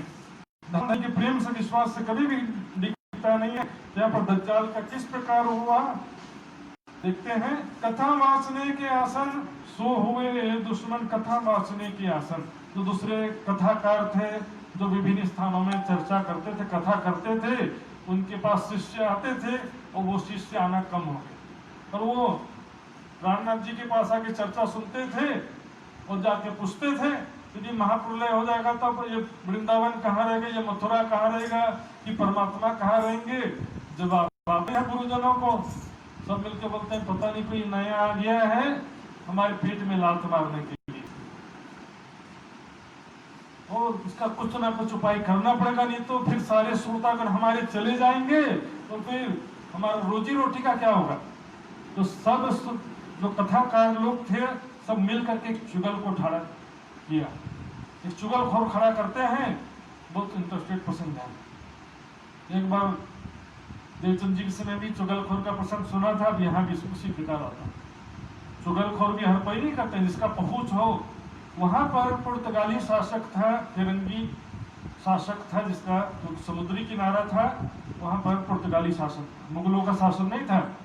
तो उसका जो फिरंगी बादशाह के पास आना जाना था, ऐसा व्यक्ति को पकड़ते हैं, उसको खूब सारा पैसा देते हैं पंडित मिलके, तो बोलते हैं जा करके बादशाह से शिकायत करो। क्या करना है कि हमारे नगर में एक पता नहीं कौन कहां से महात्मा आया है और सबके देवी देवताओं की निंदा करता है।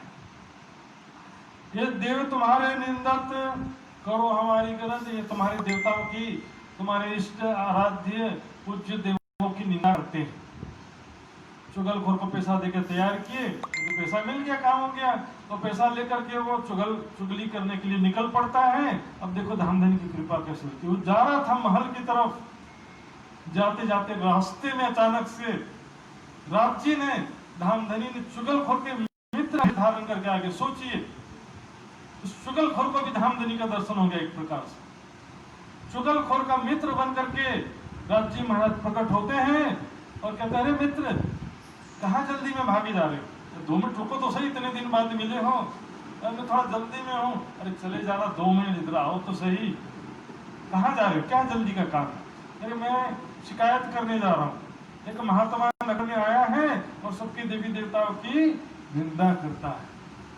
देखो एक शख्स मिला दीदार में, शख्स कौन था, सब धामधनी चुगलखोर के मित्र के रूप में आए थे। तो पूछते हैं, सो निंदत सब देवों को ताकि चुगली को जात, सभी देवी देवताओं की निंदा करता है वो महात्मा, उसकी चुगली करने जा रहा हूं। तब राज्य ने, उनके मित्र जो रूप में आए थे, राज्य कहते हैं, अच्छा क्या तुमने अपनी आंखों से देखा है या अपनी कानों से सुना है, कि सुनी सुनाई बात लेके जा रहे हो। जैसे कहा नहीं, मैंने अपने कानों से सुना भी नहीं है, आंखों से देखा भी नहीं है। तो तुम्हारा दिमाग है कि नहीं है। ये फिरंगी बादशाह कितना जालिम है, तुम्हारी शिकायत सुनते ही तुरंत उस साधु महात्मा को पकड़ लेगा, उसके ऊपर अत्याचार करेगा, जुल्म करेगा। उसका जिम्मेदार कौन होगा। एक साधु महात्मा पर इतना जुल्म होगा तो उसका पाप किसके सिर पर लगेगा, तुम्हारे सिर पर लगेगा। तुम चुगली करने जा रहे हो, बिना सोचे समझे, न तुमने देखा है न सुना है, फिर भी क्यों जा रहे हो। चुगल सोचता, हाँ ये तो मैंने सोचा ही नहीं। एक साधु महात्मा की झूठी चुगली करना, एक साधारण इंसान को कष्ट देना, उसमें भी पाप है। लेकिन एक साधु महात्मा जो कि केवल परमात्मा के भक्ति के लिए, प्रेम के लिए निकला है, उसको कष्ट देना बिना कारण के। जाना साधु हम देखते हैं आए दिन, मुसलमानों में देखो उनका जो मौलवी है, काजी है, कितना सम्मान करेंगे, और हमको कोई साधु महात्मा मिलेगा हिंदुओं को, कोई इज्जत नहीं करेगी। इसके पीछे थोड़ा सा कारण भी है, ठीक है, कुछ साधु खराब होंगे, कुछ साधु ढोंगी होंगे, लेकिन साधु है, फिर भी साधु है वो। राजा दुखी प्रजा दुखी, साधु को दुख दूना, साधु को डबल दुख है, दुगना दुख है। इसलिए आपको चाहिए कि फिर भी साधु की इज्जत करें। आप उससे कुछ पैसा नहीं दे सकते, दान नहीं दे सकते, दक्षिणा नहीं दे सकते तो मत दो, लेकिन उसकी इज्जत करो। सम्मान भी नहीं कर सकते तो अपमान तो मत करो। तो अब ये प्राणनाथ जी की पहचान तो नहीं थी चुगलखोर को, लेकिन कहता है साधु को जब कष्ट पड़ेगा तो फिर मैं निंदा कानों भी ना सुने, कहीं और कहो औरों की जान दूसरा का कहा मैं कह रहा हूँ। तब वहां पर समझाते हैं कि फिर इतना कष्ट हो जाएगा उसके साधु पर तो किसके ऊपर पाप लगेगा। तो क्या हाल तुम्हारा हो वही, तुम्हारा क्या हाल होगा। राज्य समझाते उसको इस तरह से। उनके दिल भली लगी बड़ो जो पाए वो सुख, उसका अच्छा लगा। सही बात कह रहे हैं आप। ऐसा सोच के चुगलखोर वहां से लौट जाता, नहीं मैं वापस जाता हूँ, मैं चुगली नहीं करूंगा। फिर सोचता है मित्र का एक बार धन्यवाद कर देता हूँ। मैं धन्यवाद करना भूल गया, थैंक यू बोलना भूल गया। वापस लौट के देखता था कि मिलता ही नहीं। पीछे खोज डाले लेकिन वो मित्र मिला नहीं, क्योंकि मित्र तो स्वराज्य थे और वो अदृश्य हो गए। फिर देखे तो उतना पाँव ही हो के गया गोप। लोप हो गए, गोप हो गए। अब यहाँ पर सुंदर साथ सबको दीप अंदर में बात पता चल गई कि चुगलखोर गया है शिकायत करने। तो सुंदर साथ का क्या रिएक्शन हुआ देखिए। साथ हमें खलबल पड़ी, हुआ चुगल का डर, चुगलखोर का डर बैठ गया।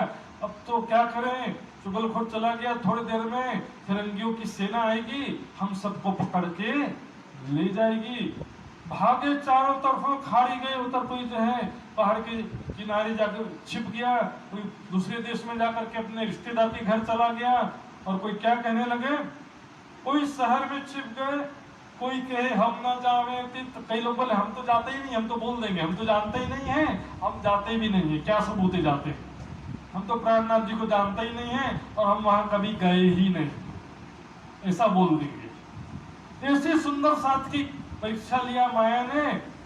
एक जयराम भाई खड़ा रहा और इनके घर के लोग, एक जयराम भाई और उनके परिवार के लोग ईमान में खड़े रहे। बोले बाहर से कोई सुंदर साथ नहीं आएगा तो मत आए, आएगा फिरंगी बादशाह तो पहले मुझे पकड़ेगा और उसके बाद मैं जब तक जीवित हूं आपको कोई हाथ लगा सकता नहीं। विश्वास में जयराम भाई खड़ा रहा। धाम धनी के लिए एक विश्वास भी नहीं दिखता कई सुंदर साथ। राज्य का कार्य है, हम परिवार के लिए कितना खतरा उठाते दिन जीवन भर। सुंदर साथ के लिए भी एक आपके संप्रदाय का कोई साधु महात्मा प्रचारक है, उसके ऊपर कोई कष्ट आएगा तो सब जो है गुटबाजी में आ जाएंगे। बोले तो वो गुट का आदमी है, वो तो उस आश्रम का प्रचारक, उन लोग जाने। ये जो है सुंदर साथ को शोभा देता नहीं है। एक जयराम खड़ा रहा और इनके घर के लोग, इस प्रकार उन लोग। अब इधर चुगलखोर वो तो वापस चला गया और पंडित लोग का चेहरा शर्मिंदा हो गया, क्योंकि कुछ हुआ ही नहीं, लोग चुगल भेजे, चुगल गया ही नहीं। तो जो पंडित लोग दावा कर रहे थे कि ये पकड़े जाएंगे, जेल में जाओगे तुम लोग, ऐसा सब क्या हुआ, मुंह छिपा करके बैठे रहे पंडित लोग। और सब सुंदर साथ अब देखते कि कुछ हुआ नहीं है। हंसी हुई साथ में, कहने लगे भी तक सब सुंदर साथ की हंसी होती है इस प्रकार। भूल मानी भागते आगे बैठे के हक। अब धाम धनी के चरणों में आते हैं, प्राणनाथ जी के चरणों में अपनी गलती स्वीकार करते हैं। धाम धनी, माया ने बड़ी परीक्षा ली हमारी, हमसे बहुत बड़ी गलती हो गई, हमारे ईमान को डगमगा दिया था, हम अपनी गलती स्वीकार करते हैं, हमें क्षमा कर दीजिए, आगे से हम ऐसी गलती नहीं करेंगे। प्राणनाथ जी सोचते हैं यहाँ पर 2 साल से ज्यादा हो गया, 1722 में आए थे, 2 साल बीत गया, यहाँ से अब आगे निकलने का उपाय किया जाए। सुंदर साथ कहते नहीं नहीं, आप कहीं जा नहीं सकते, यहाँ से यहीं पर रहो, हमको चर्चा सुनाते रहो। तो कारण जब जाना है तो कारण कारज बनाना पड़ता है।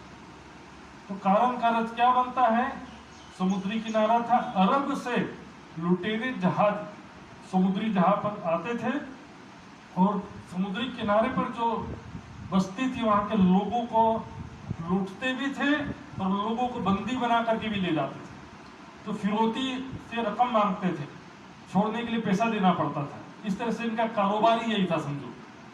तो अरबी लुटेरे वहां पर दीप मारी आरबन, अरबी लुटेरे ने वहां दीप बंदर में लूट किया, वहां पर डाका डाला। तो उसमें से बहुत सारे लोगों को भी पकड़ के ले गए, तो उसमें से बहुत से सुंदर साथ भी पकड़ में आ गए, साथ साथ बायजू राज्य भी, बायजू राज्य अरबी लुटेरों के बंध में आ गई, सुंदर साथ भी कुछ बंधन में आ गए और बाकी दूसरे लोग भी बहुत सारे बंधन में आ गए थे। ये कारण कारज बना दीप बंदर से आगे निकलने का। कारण देखिए, अब जाएंगे छुड़ाने के लिए आएंगे, इस दरमियान भी हजारों सुंदर साथ की जागनी होती है, सैकड़ों सुंदर साथ की जागनी होती है।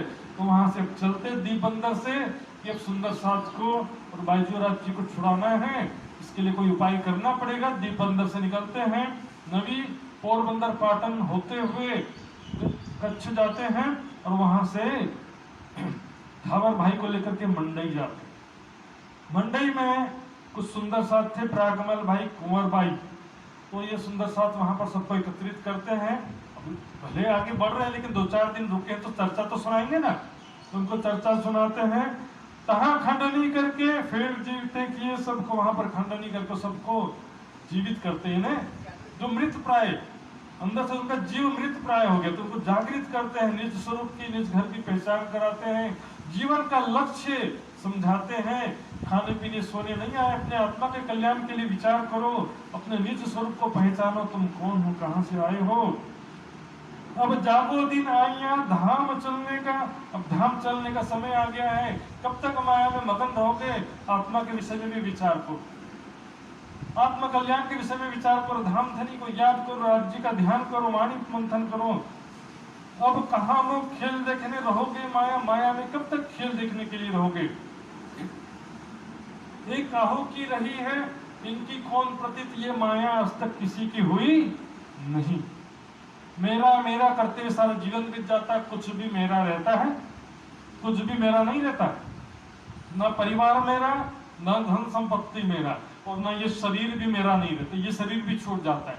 और जो मेरा होना चाहिए था, अच्छे कर्म, ज्ञान, ध्यान, सेवा, ये जो मेरा वो खाली वाला बैंक, उस बैंक में पैसा जीरो है, ये पैसा बढ़ाते जा रहे हैं, सके संबंधी पैसा, भौतिक सुख, संसारिक सुख, इसमें दिन भर लगे हुए जो साथ में जाने वाला नहीं है। तुम क्या करोगे, इनको रहोगे दुख देखने, जितने दिन इसके पीछे लोगे दुख देखते ही रहना है। तुम तो चतुर प्रवीण हो, है तुम्हारा तन धाम, तुम समझदार हो, चतुर हो, तुम्हारे मूल तन परम धाम में है। तीन को भूल के माया का करो कुफर काम, उस मूल तनों को, अपने निज स्वरूप को भूलकर, धाम धनी को भूलकर ये माया का काम में लगे हुए हो। पैसा कमाने, सके संबंधी, मैं मेरा, मेरी मेरी करते दुनी जात है, बोझ ब्रह्मांड सिर लेवे, पांव पलक का नहीं भरोसा, तो भी सिर सर्जनहार को ना देवे। सारी दुनिया को जो सर्जन करने वाला परमात्मा है, उसको अपना बचा खुचा जीवन भी समर्पित नहीं करते। 2-4 साल का जीवन, बुढ़ापा आ गया, पता नहीं कितना दिन जीना है, उसको तो भी धाम धनी के चरणों में समर्पित नहीं करते, वो भी परिवार में पैसा कमाने में लगा रहते। फिर वहां से चल करके आगे चलते हैं कपाइये जगह में आते हैं। वहां पर उनके बड़े भाई हरिवंश ठाकुर और उनका परिवार रहता था, उनको भी समझाया। फिर वहां से चल के भोजनगर आते हैं। भोजनगर याद है ना, हरिदास जी, यहाँ पर वो ब्रज दर्शन आदि लीला हुई थी, तो वहां पर उनके पुत्र थे वृंदावन। हरिदास जी के पुत्र वृंदावन थे उस समय, उन्होंने भी बड़ा सम्मान करके भोजन और लगाया और उनको भी फिर चर्चा सुना करके जागृत किया। क्योंकि हरिदास जी पहले तो गुरु थे, लेकिन जब तारतम ज्ञान प्राप्त हो गया था देवचंद जी को, तब हरिदास जी खुद देवचंद जी से तारतम लिए थे, शिष्य बन गए। तो पहले गुरु थे, वापस शिष्य बन गए, है ना। साचा कहा था इनको, ये सच्चे पहले ही समझ गए थे, साचे थे, सच्चे दिल वाले थे, कोई छल कपट बेईमानी नहीं थी, सत्य को स्वीकार करने वाले थे, स्वीकार किया उन्होंने। अब उनके पुत्र वृंदावन भी मेरा ठाकुर के प्रति श्रद्धा भावना रखते हैं, तो वहां पर भी खंडनी के वचन है कि सुनाते हैं, खंडनी के कहे वचन सुख पाया दिन से। बताओ, खंडनी के वचन कहे तो भी सुख मिला आत्मा। खंडनी किस बात की है, व्यक्ति की खंडनी नहीं है, उसके जो रहन सहन और आचरण गलत दिशा में जा रहा है उसकी खंडनी। किस दिशा में तुम जा रहे हो, अब अच्छा हो गया, राज्य की तरफ आ गए, उसकी प्रशंसा है, सब लोग जय जयकार करेंगे, तो समझदार हो जाओगे तो सबको मीठी लगी होई चर्चा जो हाल में। इस प्रकार खंडनी भी करते थे तो भी चर्चा सबको मीठी लगती थी। और वहां से चलते हुए जो मलिनता मन की हो गई सब दूर, सुंदर साथ में जो मन में मेल माया का चढ़ गया था, धूल चढ़ गया था बर्तन में, वो साफ हो गया सारा चर्चा सुन करके। वापस हृदय में विश्वास, प्रेम, और श्रद्धा भावना फिर से स्थापित हो गया। अब यहाँ से 1-2 दिन चल करके नलिये होते हुए पहुंच गए ठट्टा नगर। ठट्टा नगर में भी एक पुराने सुंदर साहब थे, नाथा जोशी, वहाँ उनके घर पे मिलते हैं बड़े प्रेम पूर्वक। और वहाँ पर ठट्टा नगर में इस प्रकार जागनी होती है, वहाँ पर इस प्रकार आगे लीला होती। वहां से फिर और अरब किस प्रकार जाते हैं जो बंध में पड़े हुए सुंदर साथ को छुड़ाने के लिए, वो सारा प्रसंग कल सुनेंगे। और समय पूरा होता है, चौपाई दोहराएंगे। बोलो श्री प्राणनाथ प्यारे की चौपाई दोहराएंगे। जी महामत कहे साथ जी, महामत कहे साथ जी, दीप से ले ठट्ठा में, दीप से ले ठट्ठा में, अब फिर कहो ठट्ठे की, अब फिर कहो ठट्ठे की, भाई बीतक जो हमसे, भाई बीतक जो हमसे, भाई बीतक जो हमसे। भाई बीतक जो हमसे। बोलो श्री प्राणनाथ प्यारे की जय, सदगुरु महाराज की जय, धाम के धनी की जय। अर्जी बोलेंगे समझा जी। पिया जी तुम होते सी की जियो मैं अर्ज करूं मेरे पीर जी, हम जैसी तुम जिन करो मेरा तलफ तलफ जाए जीव जी। जीवड़ा तो जीवे नहीं क्यों मीठे दिल की प्यास जी, तुम बिना मैं किन से कहूँ पिया, तुम हो मेरी आस जी। आस बिरानी तो करो पिया, जो कोई दूसरा होए जी। सविध पिया जी समरस दिन न जत रोए रोए जी। जब माथे जो मैं होती सो क्यों देखूनी के कर जी। जब तुम आप देखाओगे तब देखूंगी नैन नजर जी।